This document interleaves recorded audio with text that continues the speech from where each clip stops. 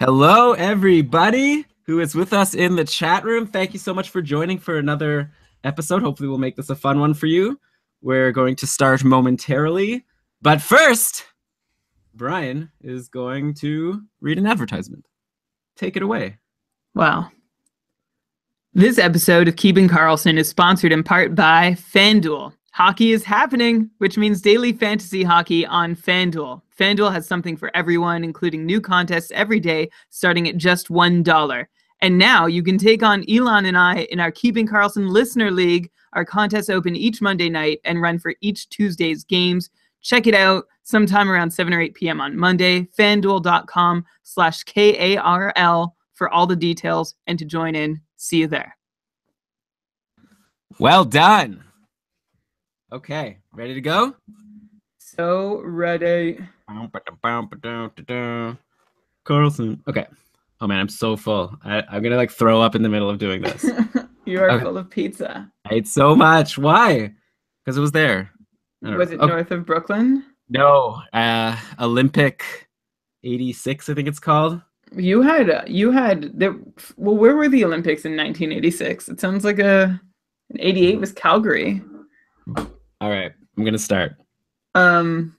Mute yourself. Did you also eat pizza on Friday? I don't. Oh, I did. Yeah. Wow. It's a good food. All right, no one cares about this. Let's start. Let's talk about hockey. Let's do that hockey. All right. Mute yourself. Okay, ready? Okay. Don't wait for me to ask him. You know the Oh wait, no, let me. Don't wait for me to ask Brian because you know the answer. Go ahead and add Tristan Jarry. Yes! Thank you, everybody, for joining us for another episode of the Keeping Karlsson Fantasy Hockey Podcast, the best fantasy hockey podcast in the world, hosted by two guys who at one point owned Erik Karlsson in their keeper pools. I'm your host, Elon Dubrovsky, and with me is the maestro of the matchup himself, Brian Com.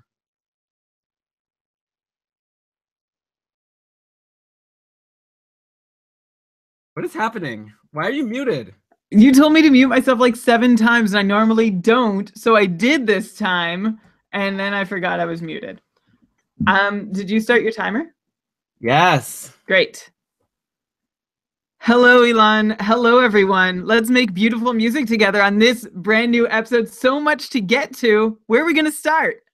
We are going to start with all of the goalies who are injured. But before we get to that, let's of course mention that we are presented by DobberHockey.com, proudly presented by the best and #1 fantasy hockey website out there. Every day, you got your articles, your daily ramblings. I use their tools all the time. Like whenever I want to see the line combinations, like in real time while we're doing the show, I check out the tool over at Frozen Pools, also starting goalies. It's the best site out there. You got to be checking it out every day to be at your best in your fantasy hockey pool. So check it out, DobberHockey.com. Brian, okay. Every goalie is injured. So sad, but maybe not so sad in some cases for both the NHL teams and the fantasy owners who get to maybe replace the goalies with temporarily better options. I don't know. So let's talk about it. First of all, Matt Murray was injured on Monday against Philly for the Penguins. He has a lower body injury. Coach Mike Sullivan says he's week to week, so we don't know how long he'll be out. But you know what? Matt Murray has not been the tier 1 goalie that we were expecting him to be at the start of the year. He only has a .906 save percentage in 21 games and an about...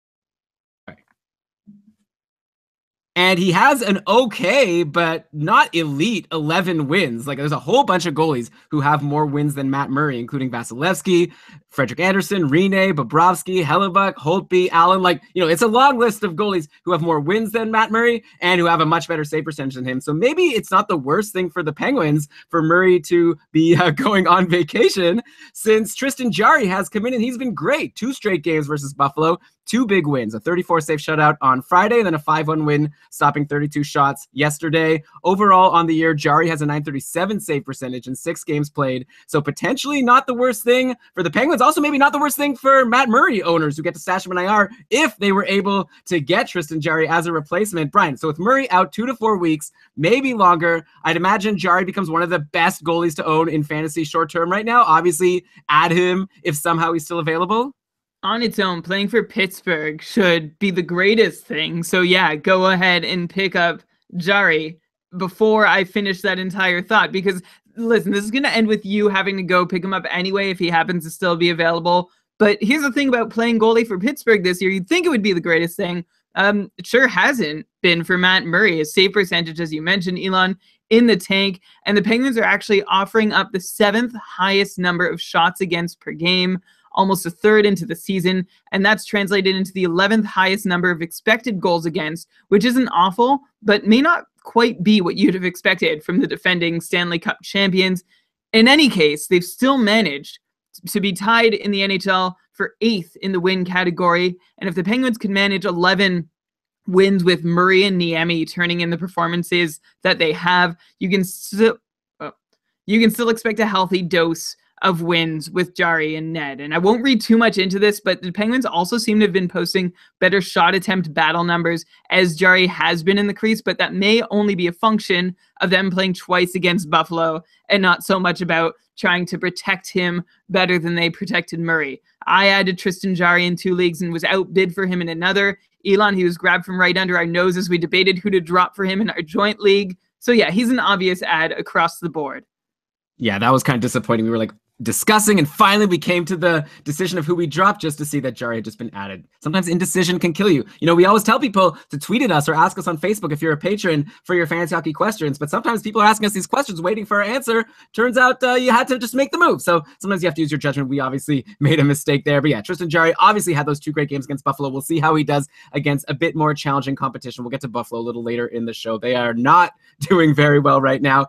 On the plus side for Pittsburgh, Evgeny Malkin returned on Friday after missing 4 games. He put up a cool 1 goal, 2 assists in 2 games versus Buffalo. He's up to 24 points in 24 games on the season. Evgeny Malkin, like we all know, like this is like the least surprising thing in the world. He gets injured, but when he plays, he's the most valuable guy, or one of the most valuable guys you could own. Here were the line combos for Pittsburgh yesterday. They were running Gensel, Kessel, and Malkin, and Crosby, Hornqvist, and Sheary, and then their regular top power play, you know, Hornqvist and Kessel, Malkin, Crosby, and then Letang at D. So everything looks to be normal, everything that we expected going into this season. And everyone in that top 6 is looking great except for one sad, notable exception. So on the plus side, Crosby has 13 points in his last 6 games. Kessel, 9 points in his last 6. Gensel, 8. Hornqvist, 6. Malkin has those 3 points in 2 games since he's returned. Connor Sheary, though, only 1 point in those last 6 games. Brian, is Connor Sheary, and actually, let me correct myself, Connor Sherry, as I apparently have learned his name is pronounced. Is Connor Sherry a snoozer at this point? Even on line 1 with Crosby, he's doing nothing. He's had a couple of good runs this year, but overall, he only has 12 points in 28 games played. That is not a fantasy relevant stat line. No, definitely not a fantasy relevant stat line. It's safe to call him a snoozer, and it's almost starting to feel like that secondary group of Pittsburgh forwards behind Crosby and Malkin and Kessel, they're as streaky as really any of the other groups in the league that we say, well, you know, grab this guy right now and then you can stream him out later. Like I'm thinking Carolina and Minnesota, perhaps. These guys just can't be relied upon to be steady producers this year, which is a bummer because of how high their production can be when they are on track. So if you have Sherry right now, I guess you could probably let him go if your league isn't so deep that you won't be able to get him back once he does get back on track. I'm surprised you say that you're lumping Gensel and Hornqvist, I guess, in with Connor Sherry. Those are people also that currently they're hot, but you're saying if they slowed down, they'd be cyclable. I kind of feel like Sherry's shown himself to be on a lower level than those guys, though obviously maybe I'm just looking at the last few games and deciding that. I know earlier in the year there was a stretch where Gensel wasn't looking so great. Well, that's fair. I mean, we had Gensel being the one that you probably had to own all year long going into the season, and Sherry being someone who might have an opportunity, and if he does, grab him, great. Hornqvist being unreliable in general. So maybe it's not totally fair, but it is like based on the first 25 games of the season and how this year has gone for them. I think it's sort of fair, but you're right. Not necessarily, maybe I shouldn't have been too quick to put them in the same group as those Carolina and Minnesota guys. Yeah, well, either way, we'll let you know if you need to drop Gensel or Hornfist later on. Right now, you definitely want to own those guys. And Connor Sherry, you're saying that you could stream him out. So there you go. Surprising that we're going to recommend dropping someone who's playing with Crosby. Obviously, it depends who you're going to be able to add, but he's showing us that just being in that spot doesn't necessarily mean he's going to be able to get the points. Also, he's not on the top power play, and a lot of the points are coming from there. Okay, Brian, the next injury to talk about, another goalie, Cam Talbot, has an upper body injury. He's projected to miss at least 2 weeks, and Coach Todd McClellan has said it could be longer. Yikes. He's another goalie that we had high hopes for going into this year, and he's been a huge disappointment. He has a .903 save percentage in 22 games, only 10 wins. Unfortunately, unlike with the Penguins, the backup on Edmonton, Laurent Brossoit, has been even worse. He has an .872 save percentage in 8 games played. The good news for Brossoit is he finally picked up his first win of the season yesterday in a 7-5 win over Calgary. But the bad news is that, more bad news though, is he kind of sucked. Yesterday was more so bad news. He choked in the third period, letting in 4 goals, almost lost the game for the Oilers. I have a feeling that this other guy, Nick Ellis, who's the backup right now, he seems to be in line to get a start at this point after Brossoit also lost a game against Toronto earlier in the week, letting in a bunch of goals. Do you think that Nick Ellis gets the start in Edmonton's next game on Wednesday? Who is Nick Ellis? I feel like it's really tough to hold Brossoit if you added him, because Edmonton plays Wednesday and Brossoit might not even play, and they don't play again until the weekend. Yeah, here we are talking about who is going to play games for the Oilers in net. And you'd think this is a lesson that maybe they'd have learned last year when they needed Cam Talbot to be their workhorse because their backup was Jonas Gustafsson. Not to say that Brossoit isn't worth a shot as number 2, and perhaps their idea going into this year was that he was going to develop into that backup goalie. Sure, worth a shot, but he barely has had any work to date, so we still don't know who he is. And this is a terribly hard time to be stepping into that Edmonton crease. Wouldn't it be nice if the Oilers had someone just a little more experienced or proven to come in for the job, like, say, I don't know, Calvin Pickard, but they don't. And so we're talking about Laurent Brossoit, and also Nick Ellis, who previously played behind Calgary prospect John Gillies in college at Providence. He and Brossoit have shared the crease in AHL Bakersfield for a couple of years. Brossoit has had a higher save percentage one of those years, and then Ellis had the higher save percentage the most recent years. Look, I don't know who's going to start. It sure is starting to seem like the tide is turning towards Ellis starting. I have no idea, though. That's just based on public sentiment. I think the starting goalie decision that the Oilers make for that night, though, for their next game, is going to be a good indication of where they're at. They're either going to tip towards stubbornly favoring Brossoit, saying he's their number 2 guy, they're sticking with him, or they're going to be happy to go with Nick Ellis, which will be a sign that, hey, we're going to play whichever goalie least recently blew it, and hopefully one of these guys cannot blow it for too many games in a row, because the Oilers seem like maybe, just maybe, they're in a spot where they could turn their season around, but that's not going to happen without stability in the crease. Yeah, for sure. So Edmonton's next game is on Wednesday, like I said, against Philadelphia. So you might want to load up on some Philly guys if you're playing daily fantasy on FanDuel. Just an idea. Anyway, yeah, so since we're speaking about the Oilers, to make matters worse, not only is Talbot injured, their defense is hurting. Taylor Hall equivalent, according to Oilers management. Adam Larson is on the IR with an upper body injury. Usually when someone gets injured, and we'll do this later in the show also, usually when someone gets injured, there's someone who benefits from it, like someone stepping into his spot. Obviously, Adam Larson isn't really an offensive guy, but I just wonder if some players are going to get more ice time. Like Adam Larson played a lot. Seems like Chris Russell has gotten some extra ice time in these last couple of games. He actually has a goal and 3 assists in his last 3 games, and Chris Russell is not known for getting points, so it's pretty nice to see him producing. He also scored a goal that didn't count for his stat line because it was in his own net against Toronto, but we don't need to talk about that. He's also, of course, putting up a bunch of blocks. Chris Russell's currently 2nd in the league in blocks. Chat room, or I guess there's a delay, so we won't be able to do this. But ask yourself, do you know who is who is 1st in the league in blocks? It's not Chris Russell, it's someone else. Brian, did you know before you read my notes?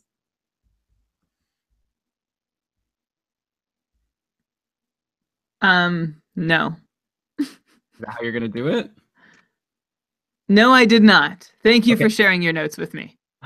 Yeah, Nikita Zaitsev leads the league in blocks. Chris Russell 2nd. So anyways, Russell's getting more ice time. That's obviously more opportunity for blocks. And also, like I said, he's been getting some points lately. Darnell Nurse has also stepped up. He has 3 points in his last 2 games. Are either of these guys on your radar right now, especially if you're in bangers and mash leagues? Nurse and Russell help you in peripherals, and they're getting points right now.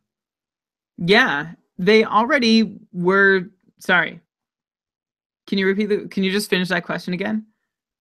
Said, are Darnell Nurse or Chris Russell on your radar right now? Yeah. They were already good in peripherals, and now they're Yeah. putting up points and getting more ice time. Thanks.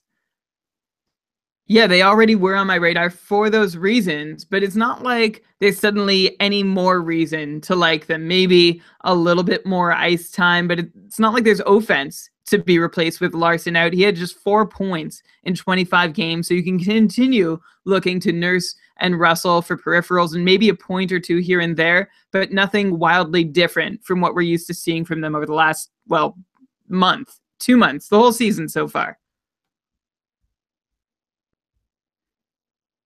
And of course, since we're talking about the Oilers D, we have to mention Oscar Klefbom, who finally got an assist yesterday after going pointless in 7. I feel kind of like if you're really excited about one of your players getting an assist, that might be a sign that it's time to let go of that player, because normally I don't like have a big party every time one of my players gets a point, but I was so happy to see, yes, a point from Klefbom. But yeah, he only has 7 points in 26 games now on the season. Technically, he's still the top power play defenseman there, but like at some point, people have to decide if they're going to drop him or hold on. Brian, are you going to give people permission to drop Oscar Klefbom right now, or do you think we all still need to just hold on stubbornly and wait? Maybe this one assist against Calgary is a sign of things to come. Of course, there is the fact that Andre Sekera has been practicing with the team and could join as soon as next week. So who knows? Like if he can steal the job, maybe Andre Sekera is someone who we're going to have to be looking at soon as a good Oilers D-man to own. If Klefbom could not get an assist on 7 goals, that would be even more cause for alarm. And we're actually going to talk about an Oiler who did not even get an assist or a goal on 7 goals coming up. Stubborn is the word to describe my stick-to-itiveness for Klefbom, or that's been my advice coming out of my drafts. He was one of the guys I was really sad that I didn't get in any of my pools. I grabbed him as a free agent in one of them like a month ago, and I finally just gave up on him there in a weekly league. Of course, I had guys like Karlsson, Ghostbear, and Klingberg to fill my 3 spots for defensemen most weeks anyway. So I guess whether you drop Klefbom really comes down to a matter of how much confidence you've got that you can re-add him if and when he starts moving towards the upside we'd imagined. And that upside still remains, but clearly he's burning a hole in your roster all this time while you wait. So it's a matter of urgency. It's a matter of availability in free agency. I'm going to say for the first time, like, yeah, this is getting ridiculous. You might want to consider letting him go if it seems like an okay play based on all that other context. As for Sekera, when he does come back into the lineup, it'll be interesting. He's going to have all the weight of Edmonton, the entire fan base, management team, when he re-enters that lineup, and we'll just see how much he's asked to do on the power play, in addition to what will undoubtedly be the heaviest even strength responsibilities assigned to him. So he could be worth a speculative stash if you can add a player on IR to have him in case he does step onto that power play, which has been so bad that perhaps it could use a jolt from some new blood. Okay, and yeah, Brian, like you said, let's, of course, since we're doing a segment with the Oilers, we have to mention their line combos because they change every single day. Yesterday, they had McDavid with Lucic and Puljujarvi, and then Draisaitl with Strome and Kajula, and Ryan Nugent-Hopkins with Camilleri and Maroon. So I think it was last week we talked about Camilleri playing with McDavid. The week before we were talking about Kajula playing with McDavid. Now it's Puljujarvi in the spot with McDavid and Lucic. This is huge for Puljujarvi, who had actually been scratched before. So you go from being scratched in the press box to being on line 1 for the last 2 games. And he had no points, but 7 shots versus Toronto on Thursday, and then 2 goals yesterday at Calgary. I know it's like becoming like a broken record, but is it time for people to once again pounce on Jesse Puljujarvi, or is this starting to become like a fool me once, shame on you, fool me twice, shame on me situation? Well, it's just a matter of how, like, are we seeing things for the first time, or is this just a retread? I mean, 2 goals on 11 shots in 2 games for Puljujarvi is a nice little scoring line, and I'm into it. I'm just, like you're saying, still a little cautious about it, still being careful not to drop any solid pieces that I won't be able to retrieve if I decide that, hey, this didn't work out in the end and I want my other guy back. Okay, and then the guy I think you were hinting at, Brian, should people be alarmed that Leon Draisaitl is pointless in 3 games? The Oilers have scored 13 goals in those last 3 games, and Draisaitl has 0 points.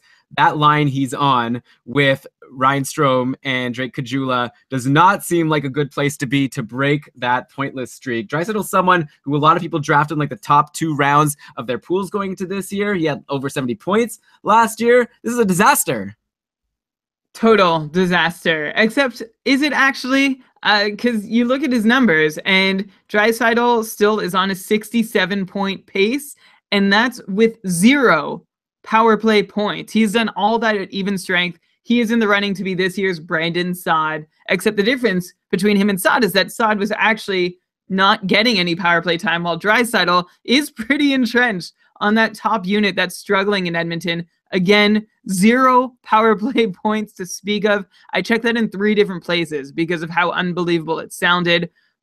So on the whole, I mean, how alarmed can you really be? Still almost a 70-point pace, no power play contributions, and he might not be doing exactly what you wanted, but you can't panic about him just yet. He's not doing that badly. But Brian, I mean, this almost 70-point pace, a lot of that I'm sure came from playing on the McDavid line, or at least on a line with like Ryan Nugent-Hopkins. Right now he's, I guess, centering like Kajula and Strome.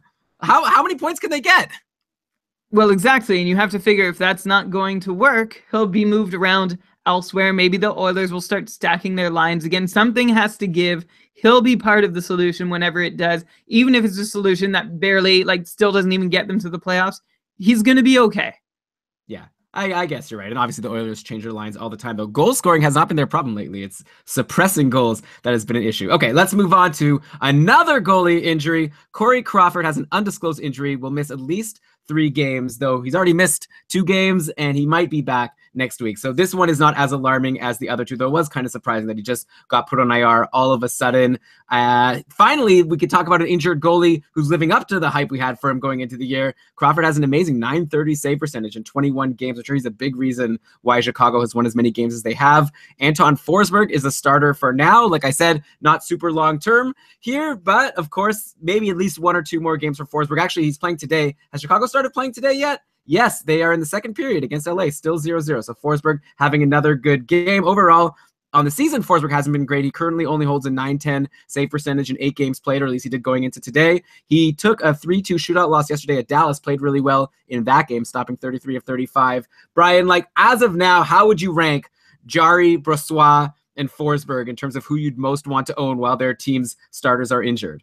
I'm going to go, this shouldn't be so hard. Jari, Forsberg, and then Brossoit, and that's more of a ranking of how likely their teams are to win than anything.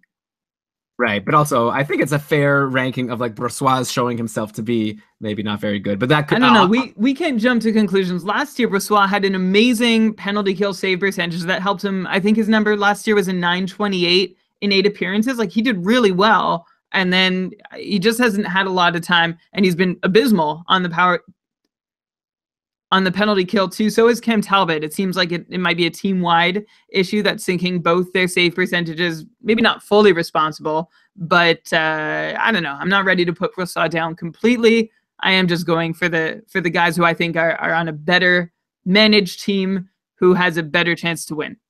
Okay, that's fair. If you're listening to this and you've gotten this far in the episode and Tristan Jarry is available to you and you still haven't added him, go add him, okay? Please, because Matt Murray, we don't even know how long he'll be out. All right, anyways, we're on Chicago. Tonight will be Chicago's 5th game of the week. So a lot of people were streaming Chicago guys going into the week after last week's episode. If you streamed in Alex DeBrincat, you hit the jackpot as he's put up 4 goals and 2 assists in the 4 games so far. No points yet today as the game is scoreless. Especially impressive that DeBrincat is getting all these points considering he's been putting up these numbers on line 3 with Hartman and Sharp, and he's not on the top power play. So DeBrincat is really creating his own offense, it seems like. Do you expect this run from Alex DeBrincat to continue moving forward? Or is this the kind of situation where you added him on Monday, he did a great job for you this week, and now you have to simply thank him for his service and cut bait now that this amazing week's schedule is over?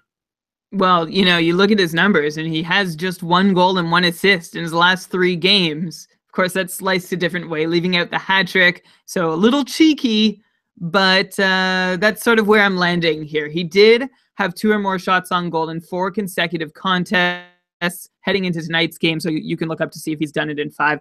That's a good sign, as is a small but steady increase in ice time in each of the 4 games he's played this week. Obviously, whether or not you keep DeBrincat depends on your free agency options, but he's not someone I'm getting overly attached to.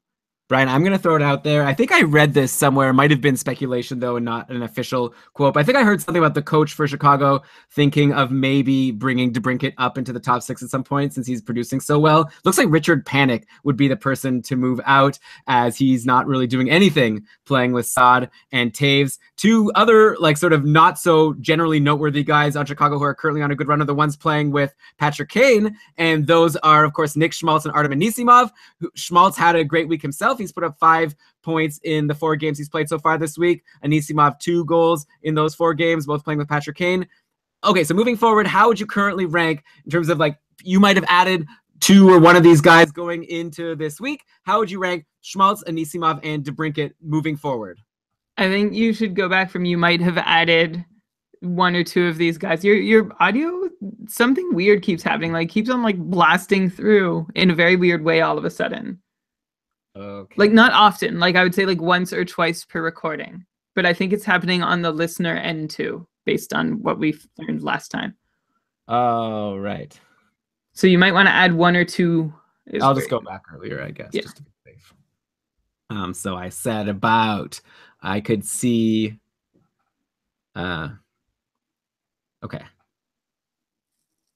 So yeah, Brian, one reason why I might hold on to DeBrincat, I think I heard some speculation about him maybe getting into the top 6 at some point. Like, Richard Panik's really been doing nothing playing with Taves and Saad. So you'd imagine if DeBrincat keeps on rolling, maybe he gets himself a spot on that top line. Brian, like, so he's doing well. Also, Schmaltz and Anisimov, the guys playing with Patrick Kane, they had pretty good weeks. Schmaltz put up 5 points in the 4 games he's played so far. Anisimov had a couple of goals. How would you rank these 3 forwards moving forward in the Chicago's top 6 between Schmaltz, Anisimov, and DeBrincat? Who would you want to own moving forward? Or do you say drop them all now that they go back to normal schedules?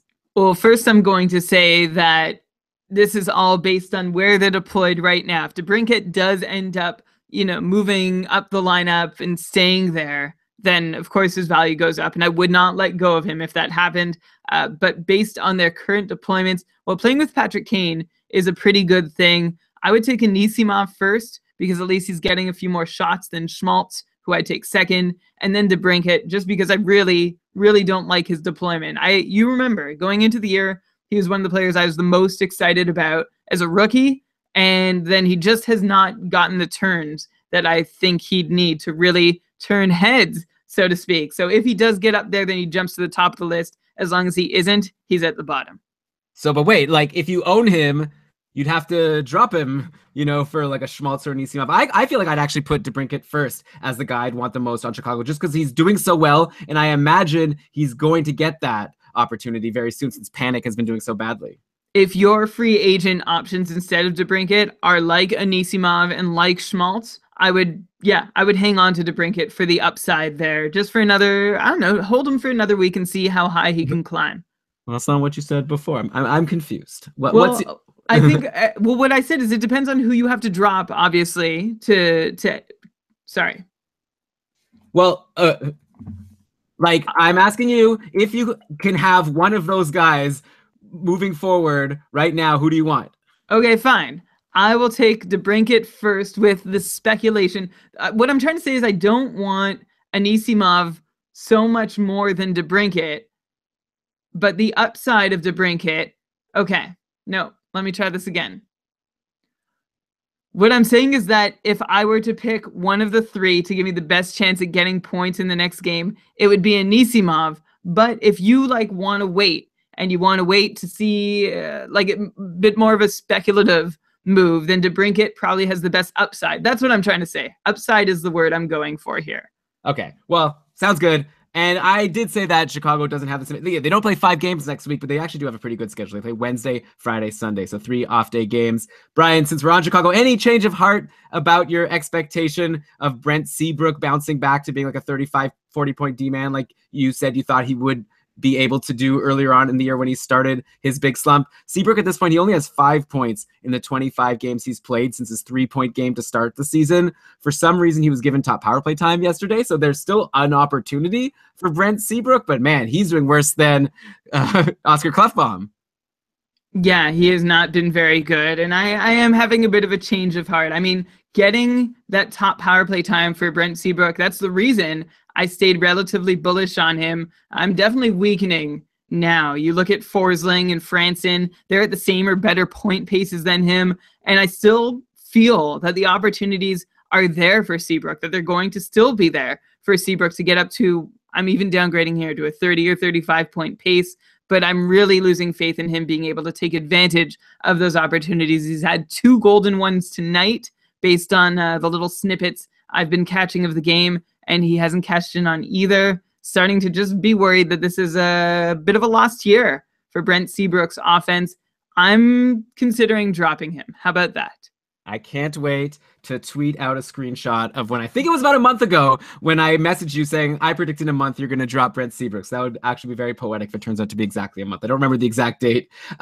Brian, I should say, by the way, thank you to Matt in the chat room for reminding me about this Chicago good schedule for next week. Okay, we've got so much more to talk about. Still a bunch of injuries. Finally, we're past goalie injuries. At least we've got injuries, outjuries, hot streaks, cold streaks, all the stuff you come to Keeping Karlsson for. Before we get into those, let's take a moment to thank our sponsor for this week's episode, and those are our friends over at SeatGeek. Guys, it's holiday season time. You know what that means. You got to buy gifts. And I've read that the best, most memorable gifts are not products, they're experiences. And what is a better experience than a ticket to a sporting event or a concert? Go see a hockey game, have a great time. And you know what? Buying sports tickets and concerts, it can be complicated, it can be confusing, but there's an easier way to buy with SeatGeek. SeatGeek is the smartest, easiest way to get tickets to every type of live event. Whether you're searching for a last-minute deal, planning a night out, or need to find the perfect gift, SeatGeek helps you find the best seats at the best prices, fully guaranteed.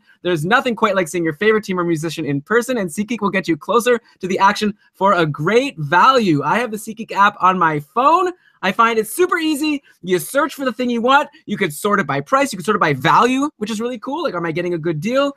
You know, you get the final price. Like, there's no hidden fees at the end. It's fantastic. Check it out. SeatGeek. Best of all, Elon, Keeping Karlsson listeners are going to get $20 off their very first SeatGeek purchase. Just download the SeatGeek app and enter promo code KEEPING. That's promo code KEEPING for $20 off your first SeatGeek purchase. Try it out. Okay, Brian. So over to Minnesota, Jared Spurgeon will be allowed for...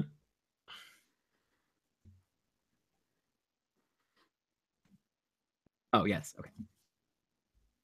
He'll be out for at least 2 weeks with a groin injury. Very annoying. Like, they said he was had an illness and he was going to maybe miss a game, and I have him, and I was like, okay, whatever, that sucks. I guess I'm going to miss a game for him. Then all of a sudden it's like, oh, he's out for 2 weeks, maybe longer with this groin injury. Frustrating. Brian, I actually went and added Matt Dumba, which was looking really smart. Matt Dumba has taken Spurgeon's place on the top power play. He's fitting in really nicely. He's seen a big bump in ice time in his last 2 games, and he's put up a goal and 2 assists in that span. Would you recommend people jump on Matt Dumba for as long as Spurgeon is out, if Matt Dumba is available in free agency? And is there any chance that if Dumba does well, he can steal Spurgeon's job, even once Spurgeon comes back? It's not as if Spurgeon was blowing people away. He's been having a pretty good season, but not insane, or at least lately Spurgeon has kind of cooled off.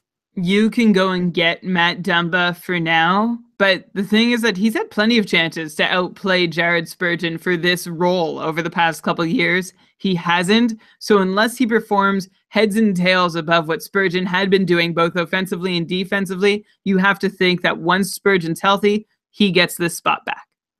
That's fair. But yeah, for now, I would definitely jump on Matt Dumba. If you're in the type of league where it's hard to find defensemen who can produce offensively, it's a good spot to be in on the top power play over in Minnesota, along with Suter and Granlund, and I think Coyle and Zucker. Not Coyle, obviously. Koivu and Zucker. Coyle actually has a nice point streak going on. He's on the 3rd line. He doesn't take any shots, but he keeps on getting an assist every game. So keep your eye out also for Charlie Coyle. Brian, you said in the last episode that you still see Coyle as being a 55-point guy, and I thought to myself, come on, no way, from the bottom 6 in Minnesota, but so far he's proving you right and me wrong. Okay, let's go to the Rangers. Mika Zibanejad has a concussion, is out indefinitely. Really tough break for Zibanejad after he started this year so strong, 22 points in 24 games. Hopefully he'll come back soon and continue to build on this amazing season he's been having. In the meantime, David Desharnais has jumped in to center Kreider and Buchnevich on line 1 and on the top power play. He had 3 assists versus Florida on Tuesday, a power play goal versus Carolina on Friday.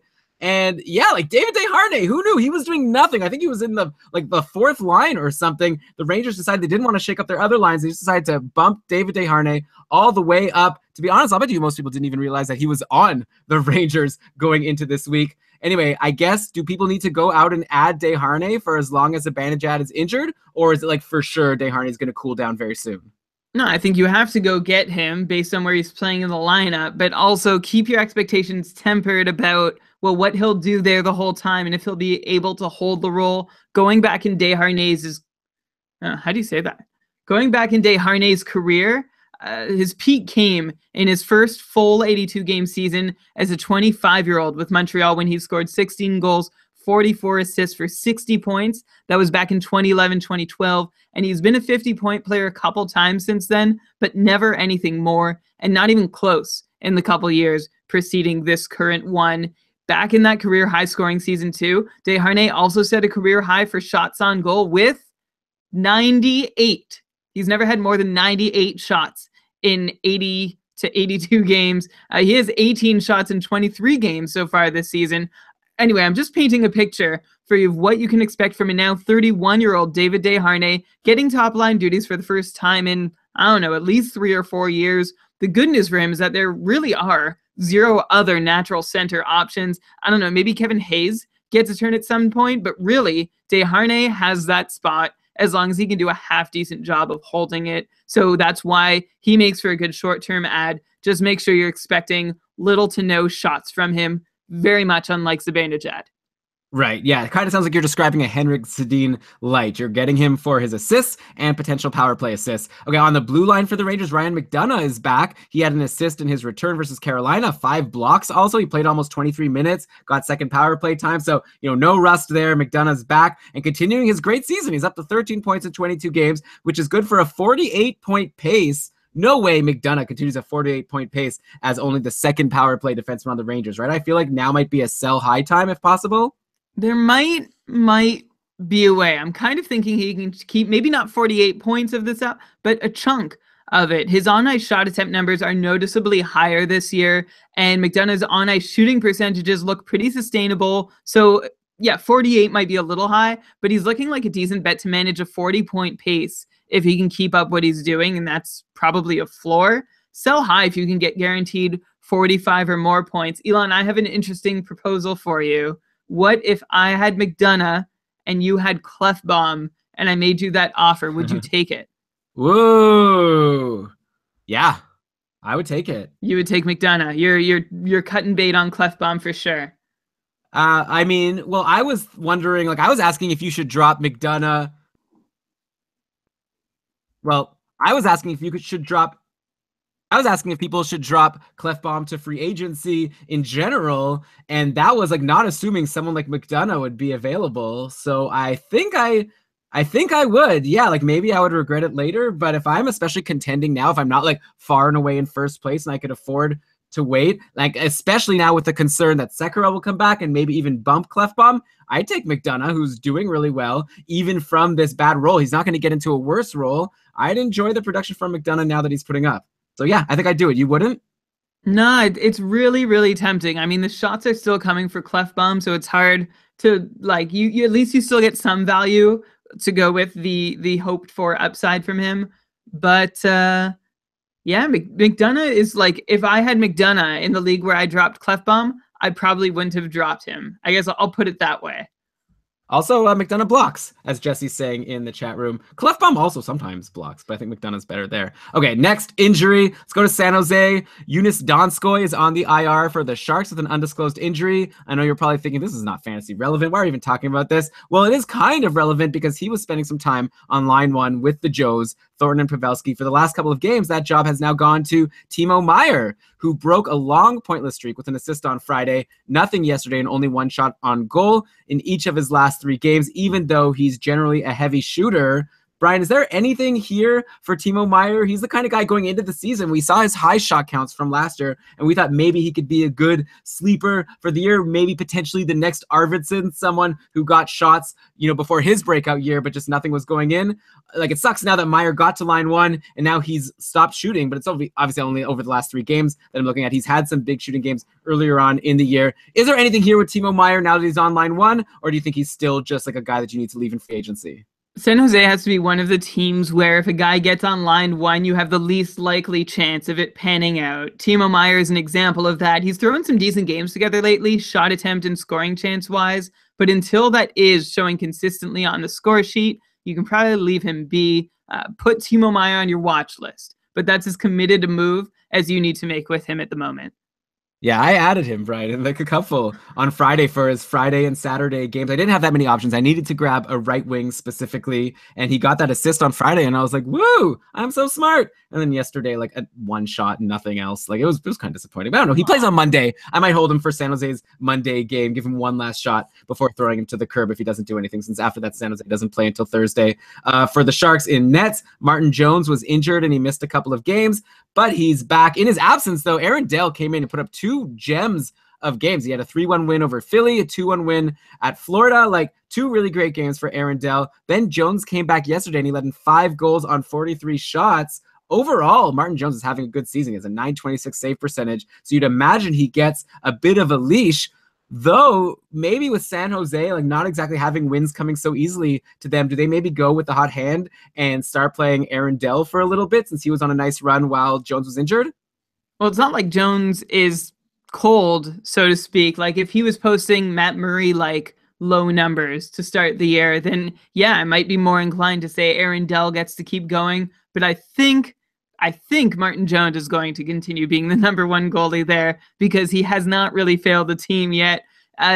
Going into the year, he was a goalie that Elon, I think I had odds, or the highest odds on him being someone who lost his job at some point, being downgraded for an entrenched #1 down to 1A or even 1B. And then Dell laid an egg in his first outing this year. Then Jones did really well the rest of the way. I think for now, it's still a clear 1-2 situation. Jones 1, Dell 2. Okay, well, Brian, I'm trying to help us come up with a plan in our joint league. We've lost, Antti Ranta. He might come back soon, so that'll be nice. We've lost Cam Talbot. All we have right now is Braden Holtby in a league where goalies are worth a lot of points. We need to add someone. Aaron Dell's out there. Sounds like you're saying he's not going to be our magic bullet. Maybe this guy on Edmonton, who I already forget his name. Who's the backup for Brossoit right now again? Nick Ellis. Yeah, maybe Nick Ellis will be the guy that saves us. I mean, we're doing well, but I like having a couple good goalies. Okay, next injury. Kyle Connor is injured. This is a late addition to our show notes because he didn't play today. He's day-to-day. He has a lower body injury. According to Roto World, he didn't take part in the morning skate. He's listed as day-to-day. Coach Paul Maurice said the injury is not believed to be serious. And yeah, so he was on a really nice run. He has been for a while. I wasn't going to bring him up on the show today because he's just continuing to do what he'd been doing for a while. Top line, top power play, great spot. Looks like today Matthew Perreault took that spot from him, and Winnipeg is destroying the Senators. I think we were going to talk about the Sens at the end of the show. Maybe we could even just talk about them now. Like, they are so terrible. Looks like Ottawa's only taken 12 shots in 2 periods. They only had 3 shots in the first. Anyways, okay, let me focus. Kyle Connor injured, Matthew Perreault taking his spot on the top line, and he has a goal and 2 assists. So if you saw this news and grabbed Matthew Perreault, who's already been on a pretty good run overall, even when he came back and only played in the bottom 6, like definitely Perreault is 100% worth owning for as long as he's on that top line. Having a great game today, as are a lot of Jets. Brian Little actually only has 1 assist today. I'm saying that as if it's a bad thing, but he's been on such a nice run. And so, yeah, he's continuing it today with another point. He's on a hot streak, 8 points in his last 8 going into today. I guess it's not a surprise, right? Like Ehlers and Laine were doing nothing, and then Brian Little was on a big cold streak. Now Ehlers is doing like really well. Laine's on a pretty decent run himself. And of course, Brian Little is going hot right along with him. I feel like Brian Little is at this point a must own, right? Like even grab him over Matthew Perreault. Yeah, that's my answer. Matthew Perreault, I'm just looking at his last 10 games, 11 points in those 10 games. Of course, it helps to be on the top line tonight. He's also done well. The thing is, he's been scoring from like low deployment. He's been scoring from the 3rd line, the 4th line, the 2nd power play unit. He hasn't been taking a lot of shots, but he's still been getting goals. So there's been a lot over the last couple of weeks since Perot returned for me to say, like that's exciting, but nothing long term. But he still keeps doing it. I guess keep an eye out and see what happens to Kyle Connor. We expect he'll be back Tuesday. That's the latest we've heard. So if he is, then I expect Perot to move out. If he doesn't, I would like him over Brian Little. Brian Little has also been very good, though. 4 goals, 5 assists for 9 points in his last 10, 20 shots on goal. Just to contrast that with his first 16 games, he had just 6 points and 16 shots. Anyone who drafted him had likely dropped him. It's about time he got going. The thing about Little and why I hesitated as a must-add over Perot is that his ice time is still way down. So, you can add him, but just make sure he's still producing. He's going to have to squeeze points into 12, 15 minutes of ice. I know that's a big range, but it's still a lower one than he's had in any previous season. Last year, he averaged more than 17 minutes. 2 years ago, he averaged nearly 20 minutes. And 3 years ago, the same thing. So that's why I'm still a little iffy on Brian Little. I'm very happy to see this production return. Happy to see him getting a couple shots on goal per game. Hopefully that continues. I would, if Perot gets bumped out of the top 6, yes, I prefer Brian Little. Okay, and he probably will once Connor is back. Brian, want to take a guess as to who's been on the top power play in Kyle Connor's spot? I'll give you a clue. It's not Matthew Perot. So Wheeler, Scheifele, Laine, Bufflin, and who? Who do you think is the 5th guy there today? Ehlers? Nope. I give up. Adam Lowry. Oh, of course. I was my next guess. Okay. Speaking of odd choices to replace players, so another guy who I added late to the doc, apparently Ryan Johansson got injured yesterday in Nashville's game. He ran into Fiala. It's right now we don't know anything really about this injury, how long he'll be out. It looks like Nick Bonino took the spot on line 1, I guess at the end of the game to play with Forsberg and Arvidsson. So that would be a good spot for Nick Bonino. It's kind of early. We don't know anything, but I'd add him to your watch list. It would be a good spot to be. We'll see who takes that top power play spot if Johansson is injured. If it's Bonino, I feel like you got to take a look at him. If you're adding someone like David Desharnais, then you probably want to be adding Nick Bonino in a similar situation. Yeah, that all sounds good to me. Are we going to skip right past Josh Morrissey and Tyler Myers? I thought they were worth bringing up. I don't know. I was going to skip it, but since you're so into them, Josh Morrissey, he's on a roll. I guess he has 4 points in his last 3 games. He doesn't have any points today, even though Winnipeg has scored 5 times. I feel like it's pretty obvious. Myers is the one who we said last week we'd want over Trouba, and Myers has a goal today. Trouba has an assist today for what it's worth, but Myers is the one getting that second power play time. I'd imagine we're ranking these guys still. Well, Myers first, and then who do you like at this point between Morrissey and Jacob Trouba? Has Trouba fallen to the 4th best defenseman to own fantasy-wise on Winnipeg? Well, it's hard to say now that he has a point tonight, but Tyler Myers does have a power play goal. I think Jacob Trouba has fallen that far in terms of fantasy relevance. Between Morrissey and Myers, they're both pretty even. They get the peripherals, they get the occasional points. I give the edge to Tyler Myers because of his power play 2 time. But both are probably ahead of Trouba. And just as soon as I say that, Trouba's about to go on a run. Well, I think it was the last time you mentioned Trouba being worth dropping. He got a goal, and now today we were planning to talk about him still doing nothing, and he has that assist today. So we'll see if Trouba could keep it going. Probably not. It's tough to say. It's tough to predict him being able to do very much if he's not even getting second unit power play time. What a strange fall for him. Reminds me of Tobias Enstrom, who was really strong on Winnipeg, then out of nowhere just disappeared offensively. So he's still even on the team. He's probably injured, if I were to guess. Enstrom, let me take a quick look. Yeah, he's not playing today. Yeah, he's injured. Yeah, as always. Okay, we're out of injuries now. Let's get to a big trade. New Jersey and Anaheim swapped a couple of guys. Vatanen goes to New Jersey and Adam Henrique goes to Anaheim. Let's start in Anaheim. As we've discussed, they've been ravaged with injuries. Almost a full, really nice top 6 is injured right now. And Getzlaf, Kessler, Eves, Silfverberg, Raquel. The top line yesterday for the Ducks was Henrique, Blandisi, and Corey Perry. Blandisi and Henrique just came to the team, and they were on the top line with Corey Perry. Somehow, they made it to the shootout versus Nashville before losing. Anyway, so back to this trade. The good news for Adam Henrique and his owners is he comes right into a top-line, top power play role in Anaheim. He has 2 points in 2 games so far. The bad news, though, is that once Getzlaf and Kessler come back, this could become a third-line role for Adam Henrique. And it looks like Getzlaf and Kessler are both skating with the team, and they could be back as soon as next week, if not the week before. So, Brian, what's your take on where Adam Henrique will fit in? And what do you think his fantasy upside will be once this team is at least mostly healthy? His fantasy upside once everyone is healthy is no higher than before. So I don't think this trade does much for his value. In fact, if anything, there's less of a route into the top 6 than he had in New Jersey. Once everyone is back in the lineup in Anaheim, Henrique is probably a third line center and not likely to have much in the way of line mates. Maybe like Cogliano and Kashe, or maybe even a touch better if and when Patrick Eves returns. So he could factor into a top 9 if everybody happens to be healthy in Anaheim at once. And that's the end of my thought, but I didn't end it on the right note. Oh, do so. And that's a big if, the way injuries have been plaguing the Ducks this season. Right. By the way, though, Brian, it's possible that by the end of this month, if they have no more bad luck, everyone might be back. Raquel is apparently going to be back soon. Silfverberg, he's only like day-to-day. Getzlaf, Kessler, like I said, all likely to return. Could Anaheim be like a really sneaky team to bet on at this point? Like, maybe in fantasy, you could try to trade for someone like John Gibson. Seems like they could be pretty good. Like, I personally actually just stashed Ryan Kessler in one of my shallow leagues. It's a Bangers and Mash league, so I'm excited to get him and his hits. And he, by the way, he had near 60 points last year, like a decent number of power play points as well in the top power play. So if Ryan Kessler comes back and he's available, now might be a good time to grab him. But anyways, I was talking about Gibson.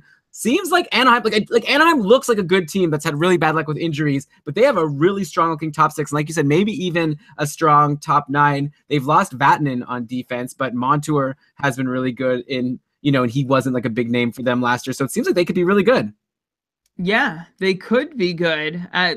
Here's the thing, though, because we haven't seen how well they can play when they're all there. And if you think Anaheim is doing a decent job of withstanding their situation, you're right in terms of standings points. The problem is that what they've been able to manage with their depleted core is ranked dead last in score-adjusted shot attempt share. Teams in that spot don't often come near the playoffs, let alone contend for the playoffs. So we'll see. Of course, it's fair to expect the Ducks to be better when Kessler and company are back, and that should help John Gibson give him a better chance to win night in, night out. But I'm still a little iffy on just how great Anaheim is going to be, though. It's really only because just haven't seen enough of them this year. Yeah, well, you saw them last year, and they were good. And, I don't think you should, be too concerned that Derek Grant and Chris Wagner haven't been able to, keep their whatever score-adjusted shot attempts up. I think that Kessler and Getzlaf and Raquel and Silfverberg and Adam Henrique and Corey Perry will do a decent job. You'd think so. And I do think so. I'm just bringing up their numbers from last year for shot attempt share. And they were 17th in the league. So they're going to need to still at least be that good to make the playoffs. Yeah, well, anyway, just saying John Gibson might be a nice buy low opportunity for him, because, he hasn't had a lot to work with lately. I guess I should mention, I brought him up just now, Chris Wagner. Who is this guy? He's been hitting up a storm lately, starting to look like one of the best guys to own for hits. He's up to 94 hits in 27 games on the year, and he has some offense to go along with it this year. He has 13 points in 27 games, which isn't really so bad for someone who's helping you so much in peripherals. Is there anything to this Chris Wagner? Do you think he could keep up this 40-point pace to go along with all these hits? I wouldn't say there is a ton of offensive upside there in Chris Wagner, the 2010 fifth-round pick of the Anaheim Ducks. He's 26 now. He had just 22 points in 118 NHL games prior to picking up 4 points in his last 4 games. And whenever you're referencing that large an amount of games played and you're cutting out just the last 4, there's been a big uptick there. He was never a standout producer in the AHL either, but good deployment can help make Chris Wagner sort of relevant, which is what's happening now. And the hits are lovely if your league counts those, but you should not be counting on points from him for very long. Yeah, and I guess once all these guys come back, he could become one of these players who gets healthy scratched or gets really low minutes, and that's obviously going to cut into his hits. Okay, over in New Jersey, it looks like Sami Vatanen has not bumped Will Butcher from the top power play with Hall, Zajac, Bratt, and Boyle. So Vatanen was playing on the second power play yesterday with Hischier, Johansson, Stafford, and Severson. It's been 2 games for Sami Vatanen over on the Devils. He has no points, 2 shots in 2 games. not too exciting. Kind of seems to me like Vatanen is now just another Damon Severson, which is pretty fantasy negligible in my view. Yeah, yeah. I mean, Sami Vatanen is better than Damon Severson, and you'd think that. Oh, sorry. I'll answer that again. Yeah, yeah. I mean, he's better than Damon Severson, but Sami Vatanen doesn't really even have a ton of room to go up from where he was in Anaheim in his fantasy relevance if he doesn't get featured on New Jersey's top power play unit. In Anaheim, he was already seeing 20 or 21 minutes a game. He saw 23 in his Devils debut, then 20 minutes in the next. His upside remains, but there's not a ton of scoring to go around in Vatanen's new digs. So he's probably just like a bottom defenseman in deeper leagues for now. So if you're in a league where there's 12 teams and let's say there are 50 or more defensemen carried, he might be able to sneak in as your fourth guy or fifth guy. Yeah, I'd take like Tyler Myers over Sami Vatanen. Me too. Yeah, okay. So I think we're on the same page with him. Also on the Devils, Marcus Johansson returned after being out for a few games. He's played 2 games so far. No points, no shots in his first game, 2 shots yesterday at Arizona. Looks like the lines got shaken up in this 5-0 loss to Arizona yesterday, so it's hard to know where Johansson's going to end up moving forward. Taylor Hall was split up from Jesper Bratt and Hischier at some point during the game, and then Hall ended up playing with Stafford and Zajac, and Johansson ended up playing with Brad and Hischier, so it's hard to know. Like, that seems like an okay spot for Johansson, though it kind of seems like his fantasy upside is going to be limited, since if he's swapping with Hall, that means he's probably not going to be playing with Taylor Hall if they're the 2 left wings, and how good can someone on New Jersey be if he's not going to be playing with Taylor Hall? It's been a really disappointing start for Marcus Johansson in his Devils career. I was actually really bummed in a couple drafts. I was trying to target him late. Elon, I think we might have actually gotten him late in our joint league and never panned out. Even before the injury, things just weren't working out. I really hoped for Johansson to be a key cog in the Devil offense, which hasn't happened. He's also barely played with the same 2 line mates for 2 or 3 consecutive games, which I think might be a part of this. So maybe now that he's back, Jersey will find a spot for him to stay and build some chemistry. Of course, the scenario you just mentioned where he switched lines midway through the game isn't going to help with that. I'm hoping, I don't know, after 5 or 6 games, the Devils coaching staff now knows what the rest of the lineup is going to offer. Hopefully they can find a place for him to fit and stay. Right. Okay. So maybe add Marcus Johansson or Johansson. I know that Ryan Johansson has said it's specifically a hard J. I remember at the start of the year, there was a press release, or not a press release, but when the beat writers shared that he had specifically asked this year to be called Marcus Johansson. All right, so all the Johanssons are Johansson. I apologize. Okay, anyways, maybe add Johansson to your watch list. Doesn't seem like you necessarily need to add him right now, but if he could end up on a power play, at least with Taylor Hall, that would be nice. Okay, more injuries. Looks like the Bruins are pretty much healthy now, something that the Ducks can aspire to be soon.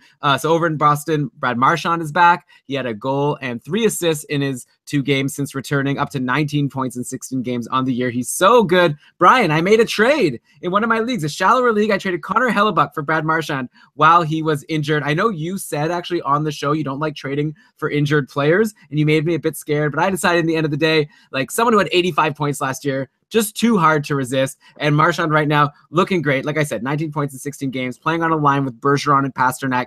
Can't get much better than that, though.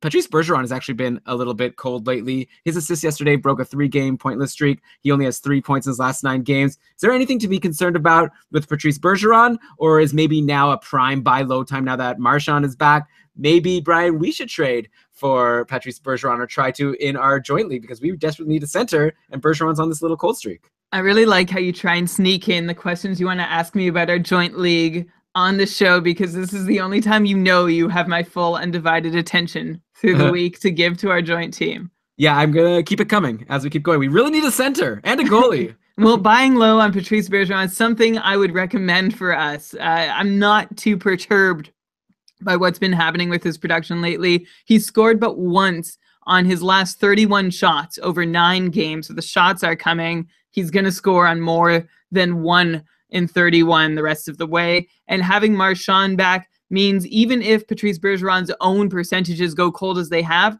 look, he'll still have Marchand's good play to try and cash in on. And that's why I'm still feeling okay about Patrice Bergeron.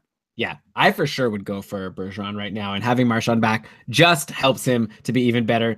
Brian, are there any other Bruins forwards worth owning at this point, aside from this top line with Pasternak, Marchand, and Bergeron? Like, okay, David Krejci is centering line 2 with Anders Bjork and Ryan Spooner, who are both back also from injuries. Krejci has 9 points in 12 games on the year, which is good, but he's no longer on the top power play with Marchand back.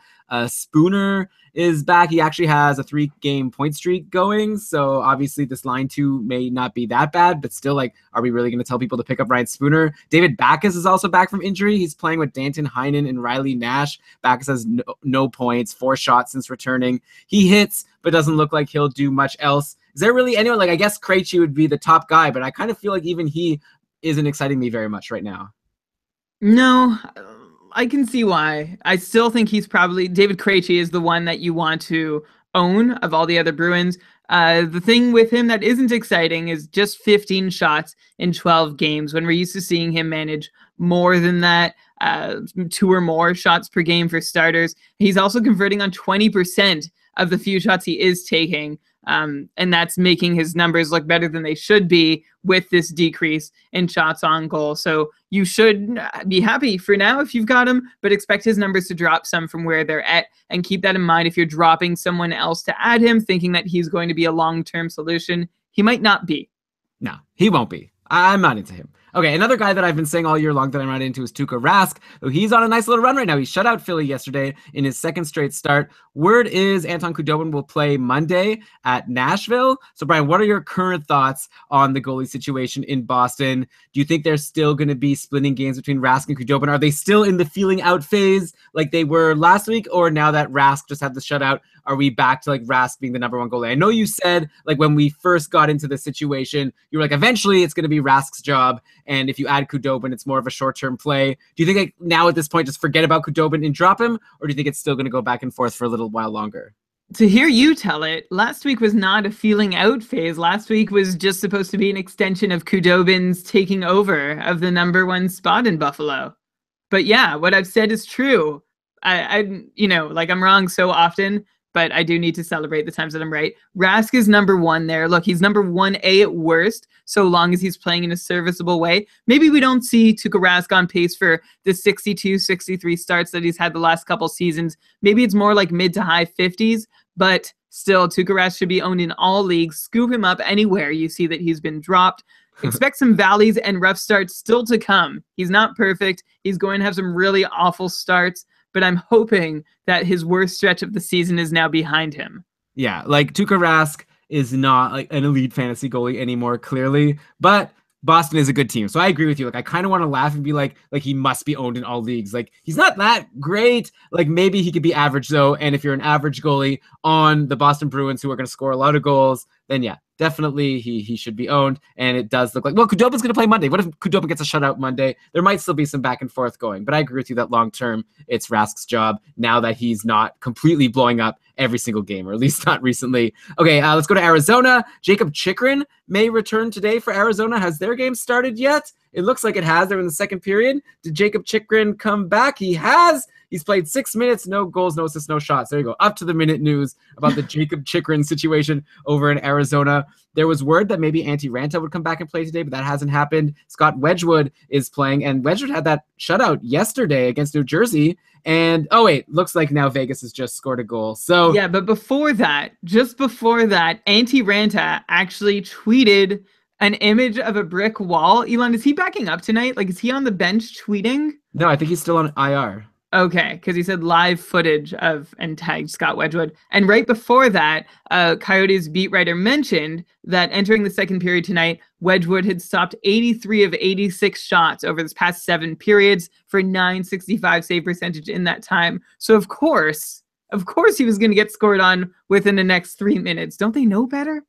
Alex Tuck broke the shutout streak. But anyway, so what's the situation now? Like, Ranta is probably going to be coming back soon, but Wedgwood is doing okay now. Is this Ranta's job, or now is he going to have to contend with Scott Wedgwood? As long as if Ranta was actually on a nice little run before he got that 2nd injury, but I'd imagine Arizona doesn't really care. They might as well just go with who's, or no, I guess it's the other way, right? Like, since they don't care because they're not going to make the playoffs, they might as well try to establish someone as their starting goalie.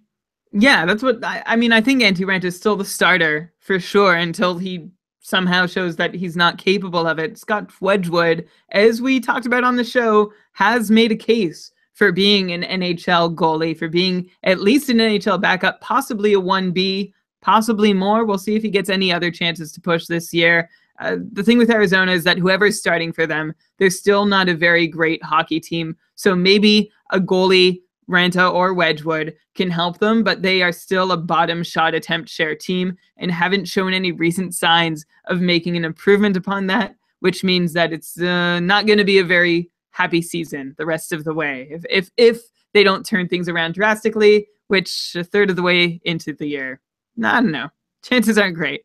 Well, but Jacob Chychrun is back. Does that help at all? Like, is he good? Like last year he had 20 points in 68 games. I feel like I heard on some podcasts that he's good defensively. I don't know now. I don't have a source for this.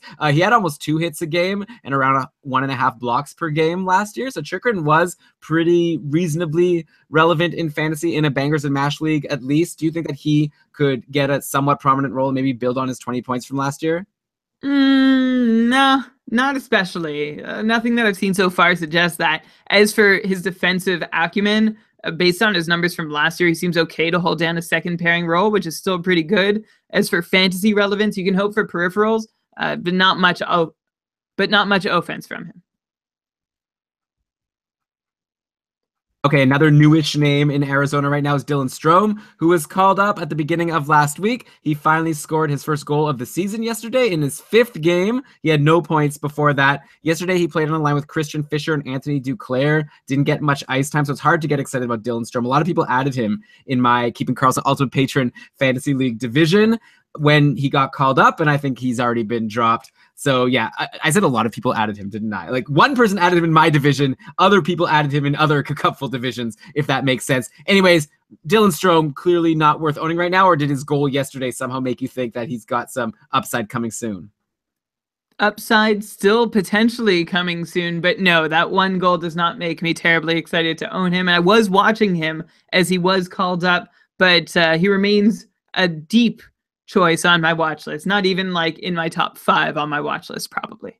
Okay, and then let's look at some other Arizona forwards. Like, which one of these forwards, if any, are worth owning in a 1-year league right now in Arizona? We have Derek Stepan. He had a goal and assist yesterday, 9 points in his last 9 games. So he's looking really good. Seems like he might be able to be the 60-point guy we were expecting, at least moving forward. Like going into the year, we were high on him, and then he really started slow, but he's really turned it on now. Then we have Clayton Keller, who started the season strong. He had an assist yesterday, but only has 5 points in his last 13 games.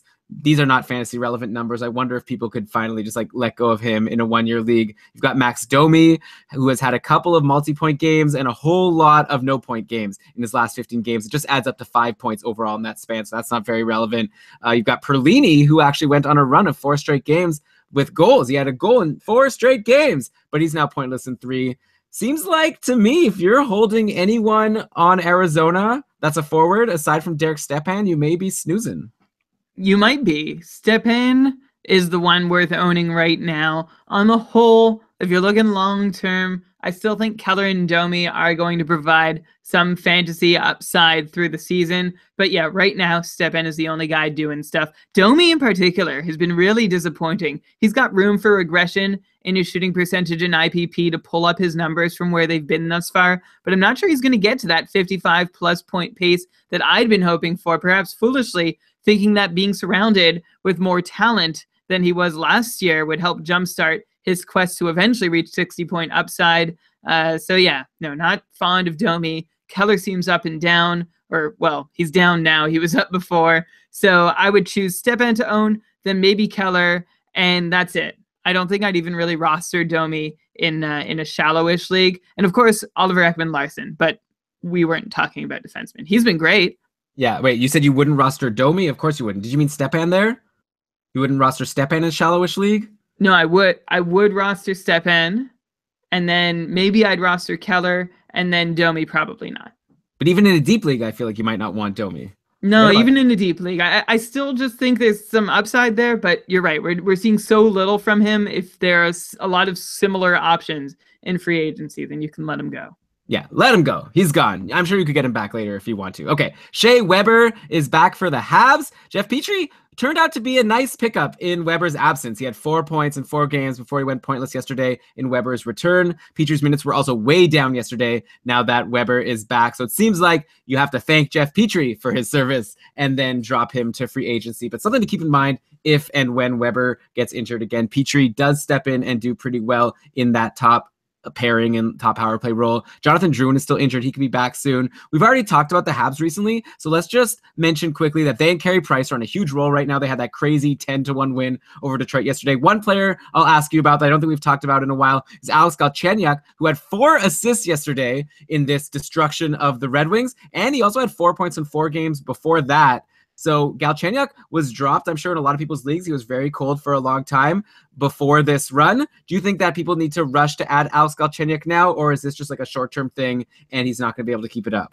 There's a decent shot that Alex Galchenyuk is a better option than your worst forward. So take a look at your roster and check. If your lowest forward doesn't have 55-point pace upside, then make the swap for Galchenyuk. You can always lose him again if he goes cold, and yeah, that could happen.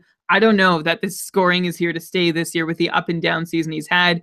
He's still not quite a lock because his ice time is still dipping occasionally, but Galchenyuk is somewhere above a streamer but below a sure thing roster spot. And that's as narrow as I can pin him down at the moment. So there is the upside there. You're looking at bouts of coldness too, but for now, you should probably add him in. Okay, he was playing yesterday with Jacob de la Rose and Paul Byron, but I'd imagine Jonathan Drouin might take that Jacob de la Rose spot, and that'll be a nice improvement for Galchenyuk. He's also getting power play time. What about Pacioretty getting no points in those 10 goals? How frustrating must that be as a Pacioretty owner? I wonder who's madder, the Pacioretty owners or the Draisaitl owners? Yeah. Did Pacioretty at least get like a bunch of shots? I don't know, we'll have to check. Okay, they're probably both really frustrated. Let's go to Florida. Another ouchery. Radim Verbata is back, but unfortunately for him, he didn't get placed back on line 2 with Vincent Trocheck. Yesterday, he played on line 3 with the mix, Jared McCann and Jamie McGinn. Do you think I can make that stick? Anyways, yeah, Verbata, he only has 1 assist in his last 7 games. Seems like an obvious drop if you like sort of stashed him in IR and then brought him in. Like, don't bring him in, just drop him if he's not going to be playing with Vincent Trocheck on the second line. Of course, what we care about on Florida is who is playing on line 1 with Barkov and Huberdeau, with Dadonov out long-term with his shoulder injury. Last week, we said that it looked like it was going to be Colton Sevier based on practice lines. Then it turned out Dennis Malgin played there for a couple of games where he didn't do much. Then yesterday, Nick Bjugstad got the shot on the top line and he scored a goal. So overall on the season, Bjugstad only has 12 points in 26 games on the year. But now that he's on this top line, would you take a flyer on him? Think it can last, or do you think they'll just keep mixing this up since they lost again yesterday? So maybe they need to try someone new. Well, again, before Bjugstad, there was briefly Colton Sevier, and then, like you said, Malgin and Hapola also took turns in Dadonov's even strength and power play spot. So it seems like Florida's happy to mix it up until, well, I don't know exactly what result they're looking for. So maybe Bjugstad gets in, does well and sticks, but don't you think there's a chance that Radim Verbata ends up there and actually makes it work? It's possible. So it'll be interesting to see. Definitely, this is the kind of situation where if you can wait right until game time and see what the practice lines are, it might be worth grabbing that guy because Barkov and Huberdeau, they're great. You want the player playing with them for sure. It's just hard to know who it's going to be right now while Dadonov is out. Why did Dadonov have to get injured? Come on, you were doing so well. We were promoting hashtag Team Dadonov. Why does this have to happen? All these injuries. Like, this one wasn't this week. All these goalie injuries also. It's devastating. I want someone to come up with a way to play fantasy hockey where injuries don't hurt you as much. I don't know if someone has a clever idea like that. I mean, I don't think it would be too hard. You would just have to go on paces, right? So you just take whatever pace the player was on before his injury. But what if he was on like an unsustainable pace? So then maybe, well, yeah, so maybe what you need to do is you need to penalize them just slightly for every week they're out. So you don't get the full value of the injured player. Maybe you get 50% of the value of your injured player at their per game stats. Yeah, maybe, and you go over their like last 3 years stats and not just like the. Anyway, okay, we'll do a think tank maybe later on in the season, or maybe that sounds like more of a summer series episode to do. Okay, next summer series thing to do. Okay, next out jury, Alex Wenberg has returned to the Columbus Blue Jackets. 1 assist in 3 games since returning, pointless and shotless in his last 2 games. Yesterday, Wenberg centered Nick Foligno and Sonny Milano. I'm starting to realize I'm asking this question a lot to you this week, Brian. Is Wenberg a snoozer at this point? Is it time for people to let him go? He's not doing anything. He's not on a good line. What is there in terms of a reason to hold Alex Wenberg? There really isn't. He's a snoozer, but still a snoozer to be watched very closely. It's been really deflating, though, to see Wenberg come back and then have his ice time decrease with every game he plays since returning from his injury. He had 17 minutes in his return, then it went to 16, then it went to 12 in his most recent game. He's available in a lot of leagues, and I think that's about right until he gets rolling. If Wenberg ever puts up a little run, though, he's a pretty quick ad to be made. Once we see some offense starting to peek through, I'm pretty ready to jump on him to see if he can keep it up. Yeah, I still remember people talking about him as like a potential 70-point guy this year. This was, of course, assuming that he was going to be clicking with Panarin and Atkinson. He doesn't even plan to line with them. And Cam Atkinson is cold as well. 20-4, only 9 points in 23 games overall. Same deal as Wenberg. Time to give up on. Same deal as Wenberg. Time to give up on Cam Atkinson. Him, I'm not so eager to give up on. He's been a victim of an anemic power play. Sorry. Atkinson, I'm not so ready to give up on. He's been a victim of an anemic power play, a low IPP, and some slightly low percentages. I don't know that Atkinson is someone you can give up on completely, especially because he's still on pace to match or exceed last year's career high shots on goal mark of 240, which is not an insignificant number of shots on goal if your league counts them. Certainly a guy to keep on your bench, though, on busy nights. If you had the misfortune of drafting him in a league where he's too valuable to drop for nothing and you don't want to sell low on him, I get it, but I would not drop him the same way I would let go of Wenberg. Right, and I guess also those shots on goal are the thing that differentiates him a little bit. But yeah, very disappointing. And of course, if we're going to say that Wenberg and Atkinson are snoozers, then that must mean that the Panarin, Anderson, Dubois line is the awakening. Panarin is finally heating up. 5 points in his last 4 games. Pierre-Luc Dubois is also hot in his last 4 with 1 goal and 5 assists in that span. Josh Anderson had already been hot for a while. He has 7 points in his last 6 games. Are you rushing to add Anderson or Dubois if either is available right now? Would you drop Wenberg and or Atkinson for either of those guys? And who do you like best between Anderson and Pierre-Luc Dubois? Well, here's an... Oh, sorry, were you done? Yes. Okay. Here's an about face moment for us, or maybe just me, Elon. I definitely thought Josh Anderson was done playing with anyone that allowed him relevance, and it looks like that's not the case now that he's with Panarin and Pierre-Luc Dubois, or affectionately known as PLD. It's very nice of Artemi Panarin to let out his coattails for these guys to ride. I'm not so convinced that they'd be putting up these numbers with any other third piece. Of course, I'm happy to have Anderson or Dubois on my own team for the moment, more so than Wenberg, but I would still be too afraid of the long-term implications to drop Cam Atkinson for either one. So yeah, own Josh Anderson, own Pierre-Luc Dubois. Don't drop anyone who still has long-term upside. Harsh, Brian. Like, maybe they're not riding coattails. Isn't Pierre-Luc Dubois a really highly rated draft pick? He was drafted ahead of Jesse Puljujarvi, if I recall correctly. He is, but what has he done in the NHL so far? He just started, and he's on a hot run. Exactly. He just started. He's barely even been there. He's barely even qualified to play in the NHL. He shouldn't even be allowed to be in the NHL. Come on.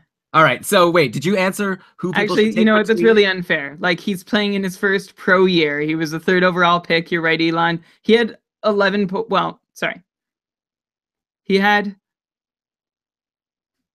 He had not a very good performance over his first 6 weeks of his NHL career, so it's not fair to paint him with that brush after a very strong junior career.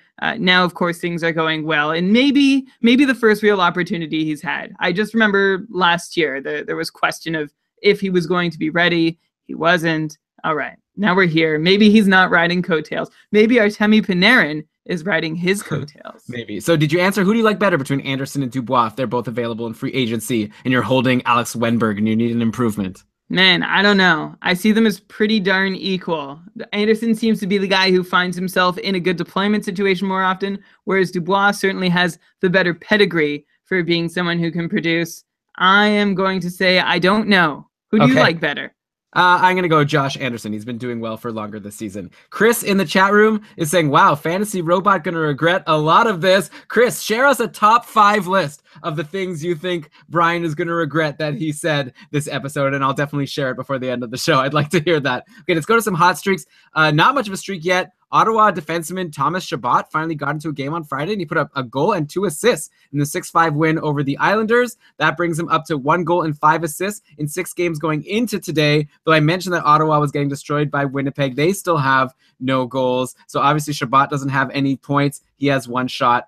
I don't know. Like, what do we think about Thomas Chabot? Is he someone people should jump on? Obviously, a lot of people added him after his strong game on Friday. But at the end of the day, even though he is getting power play time, like he's getting in a good situation here, but I don't know, like how high can we expect Chabot to go? Sorry, one sec.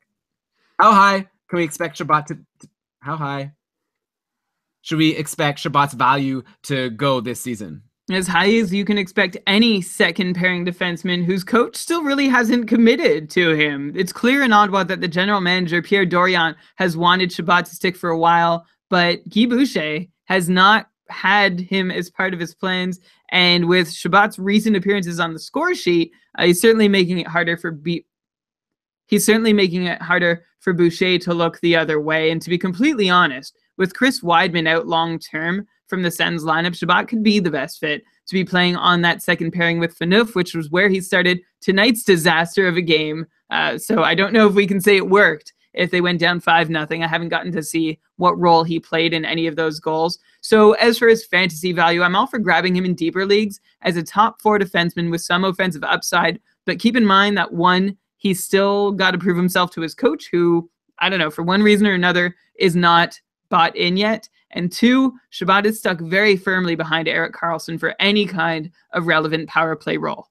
Yeah, and number 3, the Ottawa Senators kind of suck. Like, even Erik Karlsson himself has now gone 8 games in a row pointless, might be 9 after today. Like, the Sens scored 6 goals. Another guy who's supposed to be getting a lot of points that didn't get in on a bunch of offense. Sens scored 6 goals on Friday. Erik Karlsson remained pointless. Brian, I've heard some rumblings. One of our patrons that we chat with was telling us that he's worried Karlsson is maybe still suffering from his injury, that he had surgery, you know, that ankle situation. Are you concerned at all about Erik Karlsson? Like, have you been reading? I know you're in Ottawa. You followed the Ottawa media super closely. Has he looked like he's lost a step? Is he not playing as strongly as he did last year? No, I haven't heard anything concrete. Yes, there are always whisperings. If he's struggling this much, maybe there's got to be something wrong, but the whole team is a disaster. It's not like everything else is running well, although usually if Erik Karlsson is not running well, then that has a pretty big impact on the rest of the Ottawa Senators. I'm not about to jump into saying that maybe there's an issue with him. I guess we'll just have to watch and see. We are certainly grasping at reasons to try and figure out exactly why he is not doing the things we're used to seeing him do. I'm wondering if it's a team-wide thing. It's really like it's a chicken or egg thing. Is the team suffering because he's not doing well, or is he suffering because the team's not doing well? Probably a little bit of both. I'm not about to get into any conspiracy theories based on injury news that we have not heard from official sources. Even though that can sometimes be helpful, it's usually not reliable. Sure. Okay. So you're still saying Erik Karlsson is going to be fine. Like, buy low if you can, because he's Erik freaking Karlsson, right? Yeah. Go for it. All right. And then this is obviously not as relevant now. I'm realizing I was going to tell you about how Craig Anderson got pulled in that game versus the Islanders, and Mike Condon came in and got the win. Coach Guy Boucher said after the game that Condon will play today versus the Jets, and if he plays well, they may run with him for a while. Well, Condon did not play well today versus the Jets. He got pulled after letting in 5 goals. So I guess Craig Anderson is back in. I was going to ask you if maybe people should be grabbing Mike Condon if he's going to get an extended run of starts. But Craig Anderson now has stopped all 19 shots he's faced at this point in the game. So I guess we could just kind of forget about that and move on. Sure, we can. I was ready. Like, I prepared a little piece to say, and you know what? I don't think that the Sens' performance tonight is going to be pinned on Condon. They gave up 22 shots in less than 30 minutes, which is awful. They had like 5 shots themselves in that span. If you look at the Ottawa goaltender situation and you want to blame a guy, you could choose Craig Anderson. My projection of Tier 2 Craig Anderson has just not panned out so far. Curiously, he's the one who should have the better even strength save percentage of the 2 Ottawa goalies based on, well, A, career history, and B, the shots they faced, according to Manny Elk's expected goals model over on Corsica. But clearly, it hasn't been the case that he's been able to have the better even strength save percentage. Ottawa has a lot of problems to sort out at the moment. Goaltending is but one of them. I'm not surprised to see them try and shake things up in the crease in hopes of a ripple effect for great returns for the whole team. Obviously, that is not the way things worked tonight. Okay, let's go to another hot streak now. We're supposed to be in happy news here. When I wrote about Thomas Chabot, that was before this horrible game today. I didn't realize it would be sad talk about the Sens. Okay, let's go to Vancouver. We mentioned Louis Eriksson last week doing well on the Canucks. I hope you added him after you listened to our show. He got an assist against the Islanders, 2 goals at Nashville.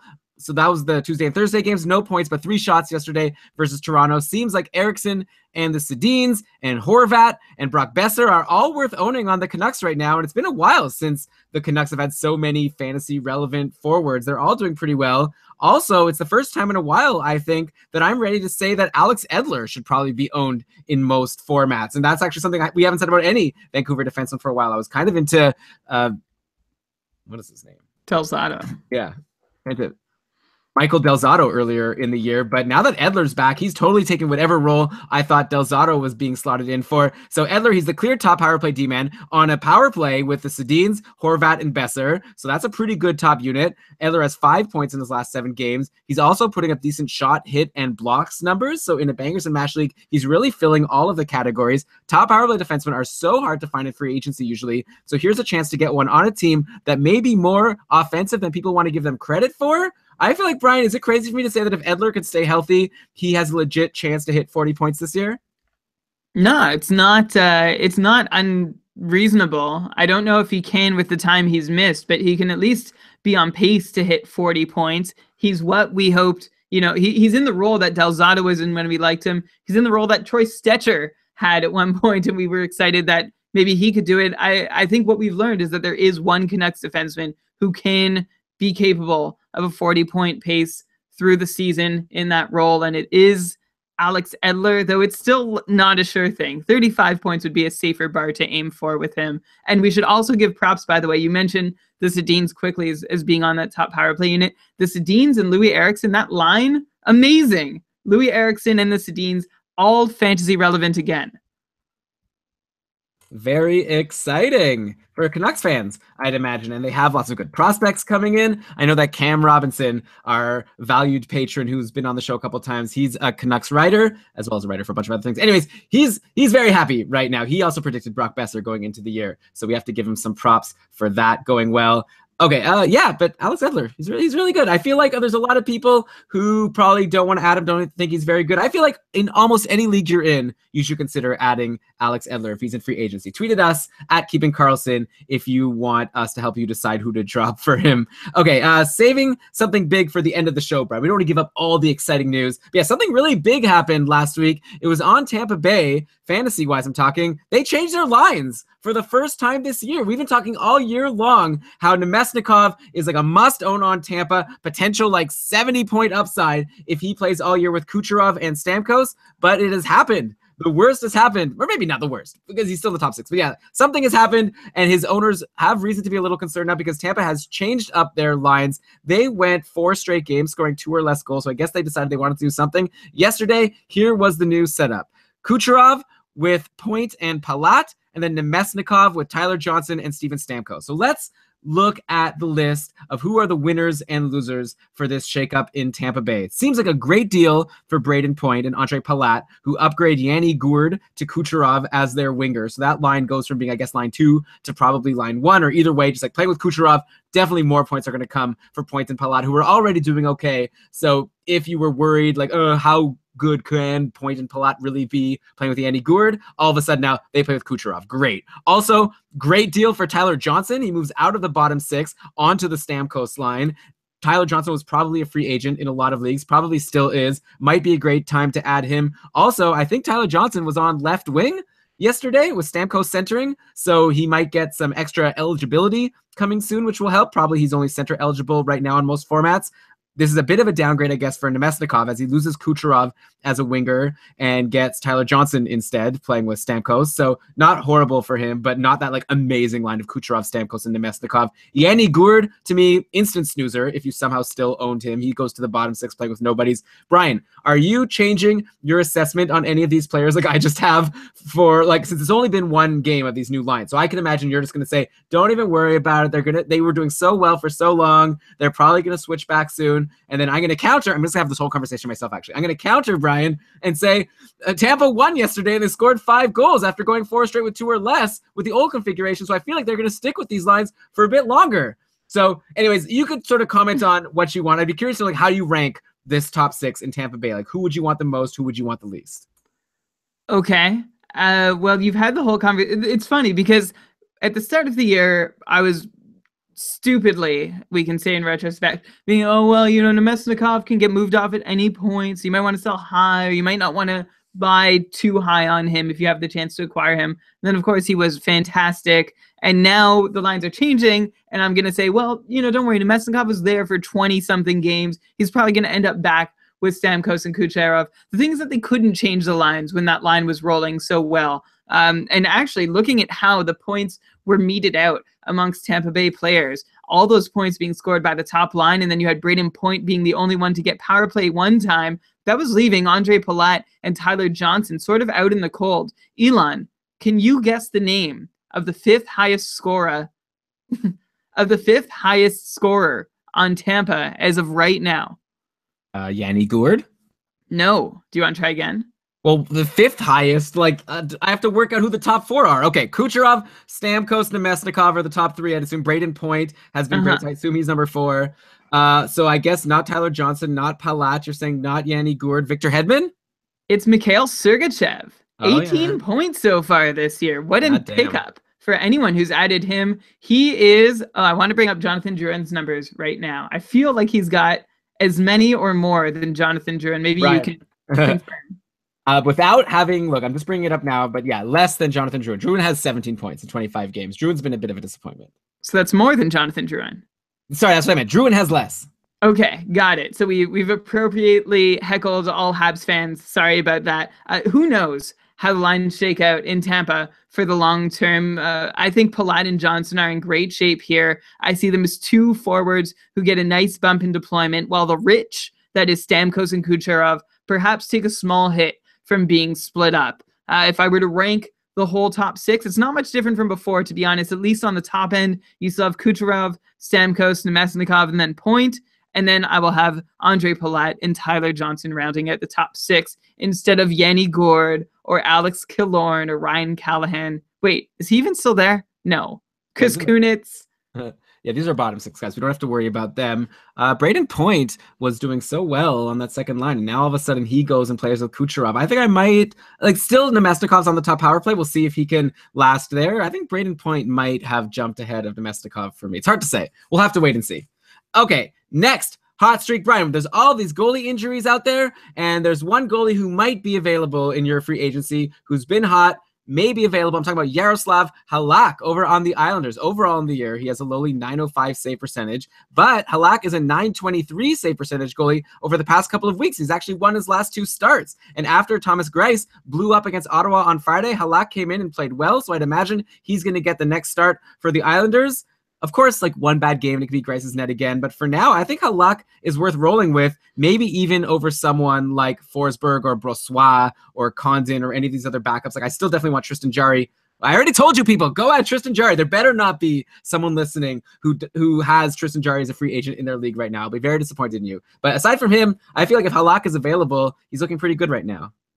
Yeah, he really is. And of course, in contrast to Greiss, he's definitely looking good. Came in after Greiss blew up, almost was able to salvage a win, still put up good numbers on his own. I think this is a pendulum in New York that we're going to see swinging back and forth all year long. If you're not looking for starts, for quantity, and you're just looking for numbers, I might take Halak ahead of Brossois and Condon.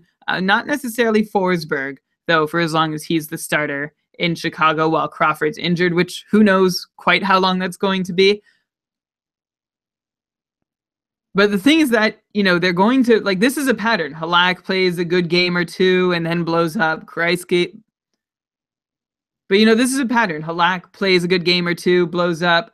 Grice plays a good game or two, blows up. One thing that they both have going for them, though, is that they're playing for the NHL's highest scoring team. The Islanders are giving serious run support to their goalies to the tune of 3.7 goals per game. So even with Halak's and Grice's blow-ups, those guys can still snatch a victory here and there with that kind of offense in front of them. Elon, I'm wondering, I was thinking of if this is a pair you want to handcuff. I don't think they're so much in demand that you need to handcuff them. Like, you could probably just spot them as the pendulum swings back and forth or use other spot starters.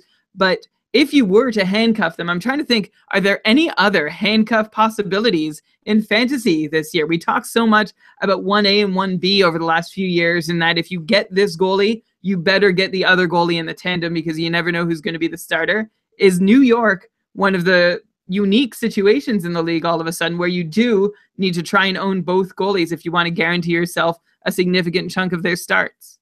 Okay, so off the top of my head, we have Boston, who we already talked about, right, earlier in the show. So right now, it looks like you might want to have the handcuff. But I know you're already saying no. So I'm just throwing it out there. But no, probably not. The only other team that I think might qualify is Vancouver, right, with Markstrom and Nilsson. They've both definitely been going back and forth. There's a question as to, like, if you want these guys. But the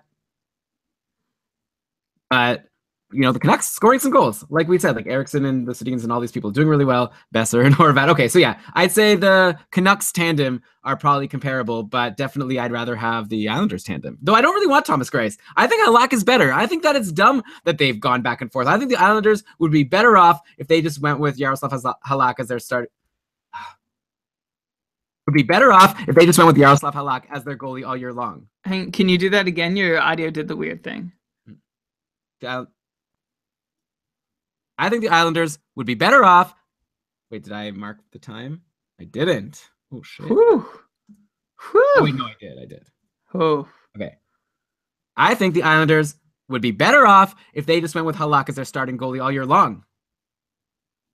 It's an interesting theory. I just don't know that he'd be able to handle that. It doesn't seem like either guy has been able to put up 2 or 3 consecutive strong starts in a row. But hey, it's sort of working out this way. They're still okay. They have as many wins as Pittsburgh, so maybe they can just keep going back and forth. Yeah, Chris is saying in the chat, I think they have a stud in the minors. Maybe. I don't think they're going to be dropping one of their goalies right now. Maybe it's the kind of situation where if one gets injured, then this guy from the minors might come in. Brian, I don't know if you could like look up this person's name, or Chris, you could tell us in the chat room here. But yeah, like maybe if like someone gets injured, then this guy from the minors comes in and then takes the job. But I don't know. I think like last year with Steve Mason, right, in Philly, like a lot of people were saying that Mason wasn't given the opportunity to get on a roll. I'd like to see them give Halak the opportunity to go on a roll. He's still a good goalie, in my opinion. Anyways, who cares? Let's move on. Brian, by the way, do we need to do about face and like restart the whole episode? Like a bunch of things we said have turned out to be wrong. Like Brent Seabrook has an assist for Chicago today. So now you could hold on to him for another month, maybe before you decide to drop him. You must be happy about that. Jacob Chikrin watch, he got a goal. So all of a sudden, and Max Domi assisted. So everything we said about Jacob Chikrin and Max Domi, you could throw out the window, right? Absolutely everything. Yes, forget everything we've said. Jacob Chikrin, offensive superstar, Max Domi. I looked at his numbers again. He's still been a half-point per game player when things aren't going well. So it's going to come. I don't know. I didn't want to be pushed into saying you need to drop him. It really depends on what sort of other options are available in your league. If you're in a league where 50-point forward is hard to find, I would still preach patience for Max Domi. Easier said than done. And by the way, Ilya Sorokin is the name of the Isles goaltending prospect who is currently in the KHL. And I don't know, every year, or maybe not every year, but the talk is like, oh, is he going to come to North America this year? Hasn't happened yet. Expects that it could. Okay, but obviously he can't get called in then if there's an injury, if he's playing in the KHL right now. No. Brian, also, come on, Max Domi, get over it. Like, he got an assist. No one is saying that Max Domi is going to go pointless all year long. Like, I feel in general, like sometimes we like say a player is like snoozing or not doing well, and then they get a point the next day, and it makes us feel like, oh, maybe we shouldn't have said. But we're never saying these guys are gonna get nothing. Like, I didn't think Jacob Trouba wasn't gonna get a point again for the rest of the year. It's just not getting deployed in a way where I expect the points to come regularly. Anyways, okay, I'm ranting. Let's do another hot streak. Brian, you wanted me to bring up Jake Gardiner this week. He has a goal and 4 assists in his last 5 games. Seems like Morgan Riley got more power play time yesterday, and actually Morgan Riley got his first point in 8 games. So I'm assuming you like Gardiner better than Riley at this point. To me, they both seem like kind of boring. I'd almost rather have shot blocking extraordinaire Nikita Zaitsev and at least get those for sure peripherals. I don't know why you're assuming I like Riley better. I own Riley. I drafted him in one league. Are you going to explain why? No, I asked you. I said that I think you like Gardiner better. Yeah. So what? Okay. So maybe I misspoke. But why? Why do you assume that? I don't know. You told me that we should talk about how good. Sorry. I don't know. You told me that you thought Gardner is playing really well, and I see that he has 5 points in his last 5 games, and Riley's been really cold. I don't know. Maybe I'm wrong. Tell me. What do you think? When you assume, you make it. No, I still like Riley between the two, but Gardner, the reason for bringing him up is he's starting to reemerge, starting to show signs of life again, finally finding himself consistently on the right side of the shot attempts battle for the first time this season after a really rough start for Gardner, in which his mojo just didn't seem to be there. We talked about that being because of him not having the right partnership on defense, but he is still playing with Nikita Zaitsev, so maybe there's hope for them as a defensive pair yet. And keep in mind that Gardner does play on a pretty solid power play unit, even if he's not on the top unit. Like the Leafs spread it out. On one unit, they have Marner, Van Riemsdyk, Kadri, and Marleau. On the other, they have Matthews, Nylander, Komarov, and I forget who it was most recently. I think Josh Lavo on the other. Anyway, I'm saying Jake Gardiner is worth watching, especially if you're a Riley owner and you've gotten complacent thinking that like this is over. Riley owns the best offensive production spot for the Leafs the rest of the season. He's their best fantasy. He's the best Toronto Blue Line fantasy own. Gardiner has not been totally pushed out of the picture. He's making his way back into it, and you should be aware of it. In fact, I own Riley in the cupful, and I added Gardiner a couple days ago just to cover my bases. Yeah. I don't know. Both of them seem kind of boring. It's surprising. Like with Toronto being such a high-scoring team, you'd expect their defensemen to be more exciting to own. But so far, that hasn't been the case. Aside from Blocks King, Nikita Zaitsev. But Brian, someone else who's been kind of boring on Toronto lately is Mitch Marner. He's pointless in 6. We thought the sad times were over as he was putting up a really nice run in like early to mid-November after getting back in the top 6. Remember, he was like pushed down to the bottom 6, being taught a lesson for weak play. He got back in the top 6, went on a really nice run. Now he's ice cold again. Is it just bad luck this time? Like we look at his underlying numbers and say Mitch Marner's been fine and he's just going pointless recently because of whatever, missed shots or things like that? Or is Marner potentially someone that people have to start thinking about dropping if it's a 1-year league? He's just been on one of his better shot on goal runs of the year, 15 shots for Mitch Marner over his last 4 games, which is way above his full season average. That still sits at under 2 shots per game, even with that run. So it's promising to see the shots coming, but no doubt he's another frustrating guy to own this year who I feel he's got like the Connor Sheary sort of edit, where when he's producing, you really want him. When he's not, you can probably say goodbye, except I do think he'll be relevant a little more often than Connor Sheeran, has a little more potential to put on longer runs. And Elon, while we're in Toronto, how about we talk about William Nylander, who just came off, he just had a 4-game point streak snapped where he had 1 goal and 5 assists for 6 points. Where he had 1 goal and 5 assists for 6 points. His shot counts have actually dropped lately. I don't know. I'm not making anything big of that, though. Anyway, Nylander was available in a couple of my shallower leagues, so if anyone was impatient in yours and dropped him, he's probably a little better than Marner for offensive bursts and ideally something sustained long-term, but the Leafs are doing a bit of mixing and matching at the moment, so keep an eye on lines to know exactly what you want to do on a night-to-night basis with Nylander and Marner. Okay, yeah, I like Nylander. I have him in a pretty shallow league myself, and I decided to hold on. Helps when you're in first place, and you could just sort of chill for a bit. I also have Clefbaum in that league. Maybe come playoff time, if I need to. These guys will have to go if they're slow, but for now, I'm just going to wait. I'm going to throw in one more unscripted hot streak, and that is JT Compher, who did not get a point against Dallas tonight. Also did not get any power play time. Also... Well, okay, I don't know if these numbers I'm looking at are totally accurate because it says he only played 7.5 minutes. If that's true, then that's bad news. But he was playing. Brian, let me stop you. This unscripted thing does not work for you. So JT Comfort, for people who don't know, is on Colorado. They're only in the second period. Oh, so the game's not over yet. I thought it was over. Okay, so there's plenty of time for him to work his way back up to the minutes he's been seeing lately, which have been in the 18 to 20 minute region. He had, going into tonight's game, 2 goals and an assist for 3 points in his last 4. He's had 12 shots in those 4 games as well. He takes a few faceoffs for those people who count them. He has 4 power play points on the season, in large part thanks to this current run in which he's had 2 power play points, because he's found himself on the top unit with Nathan McKinnon and Mikko Rantanen, and I guess Alexander Kerfoot has been the most frequent other guy on that line. So if you're looking for a top power play guy in your free agent list, JT Compher could be worth a shot. And Brian, do you know why JT Compher and Kerfoot and Nail Yakupov also have taken turns on that top line? Tell me. You know, because Landeskog is suspended, and when he comes back, who knows what'll happen. You're right. I didn't offer the extra context before, but for while he's gone, JT Compher. And hey, even when he's back, maybe he stays there instead of Kerfoot, although that's really impossible to say. Definitely not. You're totally wrong. This is a bad take. We just did actually a really fun hot takeoff with our patrons last week. It's available in our patron extra content feed where the patrons submitted takes, and then a panel of myself, Brian, and Dave Benton, a really funny guy. We were judging the takes and giving them scores out of 10. And if someone came in, Brian, and said JT Compher is going to stay on the top line even when Landeskog is back and be fantasy relevant moving forward, I would give you a big fat 1 out of 10. But hey, I could be wrong. For sure. Wow, harsh.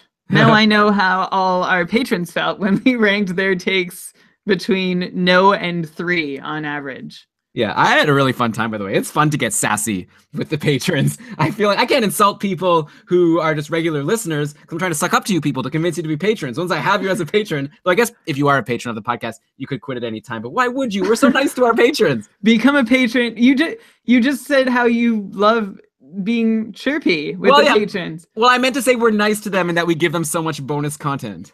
And bonus fantasy advice. Yeah, and bonus insults. Yeah, you get it all. KeepingKarlsson.com/patron to get our fun hot takeoff, which was, by the way, also hosted by John Reed, another really cool guy, and he did a great job as the host. Okay, where were we here? JT Compher, get out of here. Okay, I got a couple cold streaks to end the show, Brian. Buffalo apparently doesn't score anymore. They went almost 4 games without a goal before scoring in the 3rd period against Tristan Jarry yesterday. So we just, should we just be worried about all Sabres players? Or sorry. So should we just kind of not be worried about all the Sabres players who have been pointless during this cold run since no one's been scoring? So what can you really do? I mean, I've heard that argument, and you have to expect that at some point Buffalo will start scoring goals again. So I'm not going to ask you. I'm not going to go down the list and be like O'Reilly, Okposo. Okposo probably is a snoozer at this point. Anyways, one guy. Wow. Sorry, Brian. I'm going to start the whole thing over again. You're doing great. Keep it up. Sorry, everybody in the chat room. I don't know if there's anyone even here. Okay. Let's get to some cold streaks to end the show. So Buffalo doesn't score anymore, apparently. They went almost 4 games without a goal before scoring in the 3rd period against Tristan Jarry yesterday. Should I just be like, let's not worry about all the... Because obviously now there's a bunch of Sabres players who are pointless in a long stretch, but that makes sense considering the team hasn't scored. So I feel like it would be silly to be like, Jack Eichel, Evander Kane, all these people who were doing really well before. Hopefully Buffalo will figure things out and learn to score again. One player, though, who's really starting to irk me and starting to make me feel like he can be dropped, kind of like how I felt about Okposo before, and I was finally, you guys should probably drop Okposo. Now I feel, or at least I'm starting to feel this way about Ryan O'Reilly. So I saw him as a 65-point guy going into this year, maybe with upside for more. He's pointless in 6 now. When he had 16 points in 21 games a couple weeks ago, I was feeling pretty good about him. Now his 16 points in 27 games looks pretty bad. Brian, we have him in our joint league where there are centers eligible and available like Thornton, Galchenyuk, Stepan, Koivu, Foligno. I'm starting to wonder, are we snoozing holding on to Ryan O'Reilly when we need a center, or do you expect him to bounce back? With those sorts of players available, now we only have 3 moves a week, so it's hard to say in our specific situation. But if you're in a similar situation in your league with no move limits, with those guys available, it seems like an obvious move to start streaming him out. The Sabres are terrible at even strength. I would not expect their scoring to improve over the rest of the season at 5-on-5. I would expect them to improve on the power play, though. Remember, they were missing Ristolainen for a good chunk of time, so that probably led to a decrease in power play production. Plus, on the whole, they're actually just not getting breaks that you would expect them to be getting. So for that reason, you could add on like a handful of points to what you could expect Ryan O'Reilly to have had by now. Let's say they had 6 more power play goals, which is totally within reason. It's reasonable to think O'Reilly could have been in on about 4 of them, and then 20 points in 27 games would look a little better than 16 points for sure. But instead of waiting around, if you have a lot of guys like Thornton, Galchenyuk, Stepan, Koivu, you can probably swap all those guys around for whoever's hot.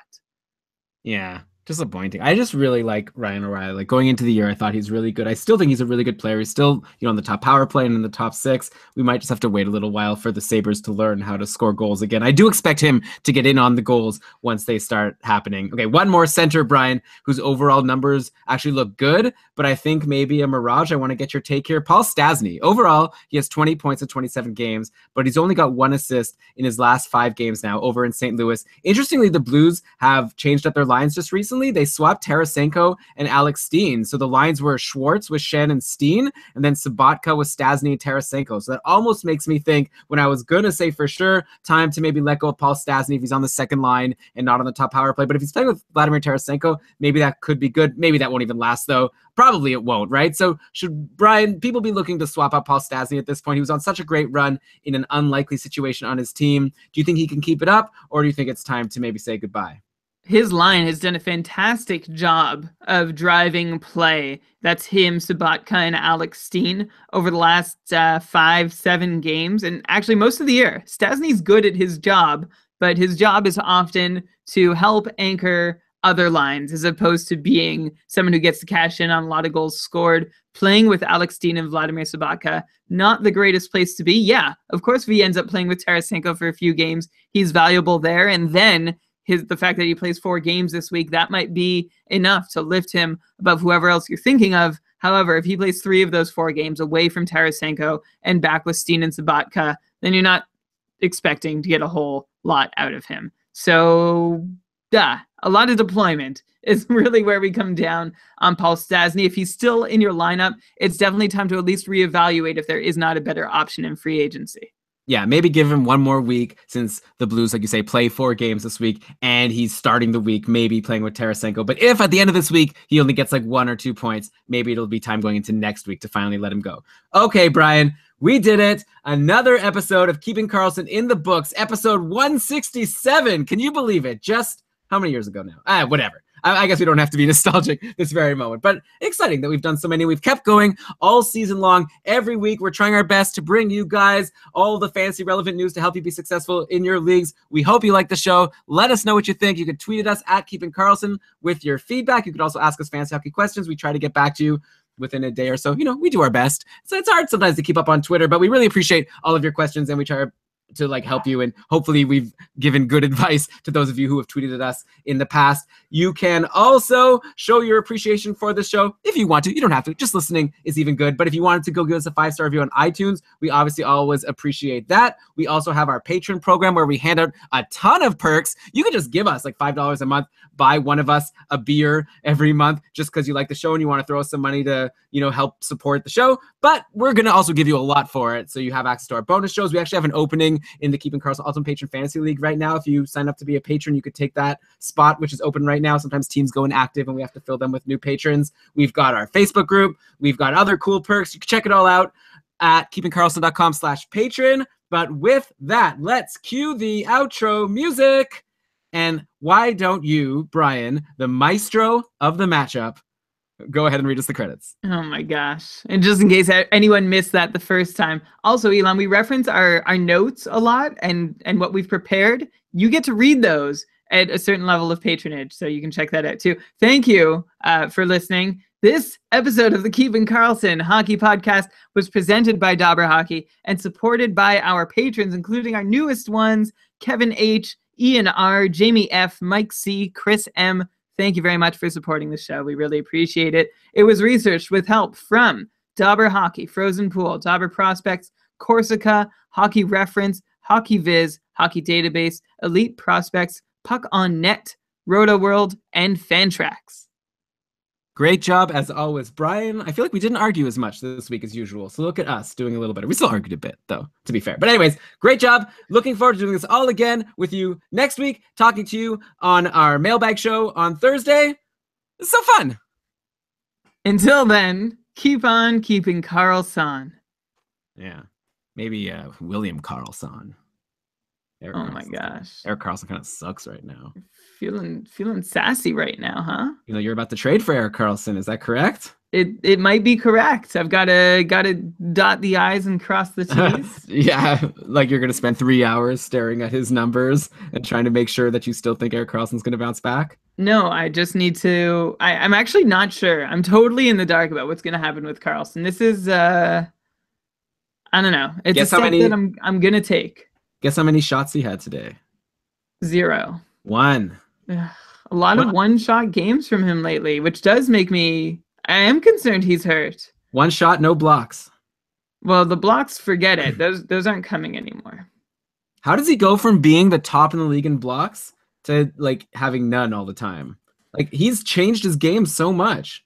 Yeah, and that's a good thing. Like, I don't want Erik Karlsson blocking shots. I guess, but maybe that's the way that he generates offense. Maybe he like blocks the shot. Oh yeah, he blocks the shot. It sticks like in his jersey. He gets up. Well, no, he like blocks it. And then he like, you know, another Ottawa player picks it up, and then they go on an offensive run, and then he ends up getting in on a goal. All I know is if I trade for him, he better not get shut down for the year. That would be just really, really bad. Well, yeah. I'm afraid. That's fair. Well, good luck. I don't know. It's hard to say. Whew. Are you still a fan of the deal? I don't know. Karlsson, just every game that he goes pointless, and the player you're trading, can I say, or is it secret? Just for whoever's in the chat room. Is that okay or no? What do you think? Yeah, that's okay. Brian's considering it's a bit of a package deal, but the core of it is Tavares for Karlsson, and Tavares gets you a lot of shots. And he's not going cold the way Karlsson has. Now, yeah. I don't know. Yeah, it's very hard. You grab Matt Dumba on defense? He's gone. Oh, man. Well, I don't know. All right. Good luck. I'm going to get to work editing. You got the write-up, I'm assuming. Did you like my nickname? It sounds like you didn't like it that much. It was great. I can't wait to see what else you come up with. Yeah, maybe my one for next week is better. I loved it. It was fantastic. I could do better. I could do better, I promise. I'm not. I don't know. It's going to be hard to top that. Okay. Okay. Bye, Brian. Talk to you later. We lost that matchup, by the way, in Dynasty. It's very sad. So. That is sad. I don't know what to do. We're sad. Be sad. I'm gonna tell you my. Well, I guess actually show you. One thing we didn't mention: hot streaks. Carey Price. I know I brought him up. I said it when I was up with the Habs. I was like, Habs are on a roll. Carey Price is doing well. And then I said, like, let's talk about Galchenyuk. Carey Price is not just doing well. Yeah, but we said it last week. I don't need to say every week how well Carey Price is doing. I don't know. I feel like you still weren't sold last week. Well, so we'll say it next week. I can't just every week talk about Carey Price. It has nothing to do. I know you were thinking it's because I have my tail between my legs. It's not the case. All right, I'm gonna end the show. Bye. I don't even know. No one's listening. Bye. Some people actually do listen to the show though by watching the YouTube video instead of just listening to the carefully edited show that I put together, which I think is kind of funny because it's like you're listening to a lot of screw ups. I wonder why you put yourself through that, but maybe there's something to feeling like you were there live. Maybe I can understand the people watching live in real time because then you can participate in the chat room. But definitely, yeah, kudos to those of you hearing this like 2 days from now. And then you could ask Brian if he pulled the trigger on that. Shams says the YouTube version is better. Thank you. Thanks, Shams. That's like the raw unfiltered. That means you hear all the swearing. Okay, Like bye. each other. Okay. Bye.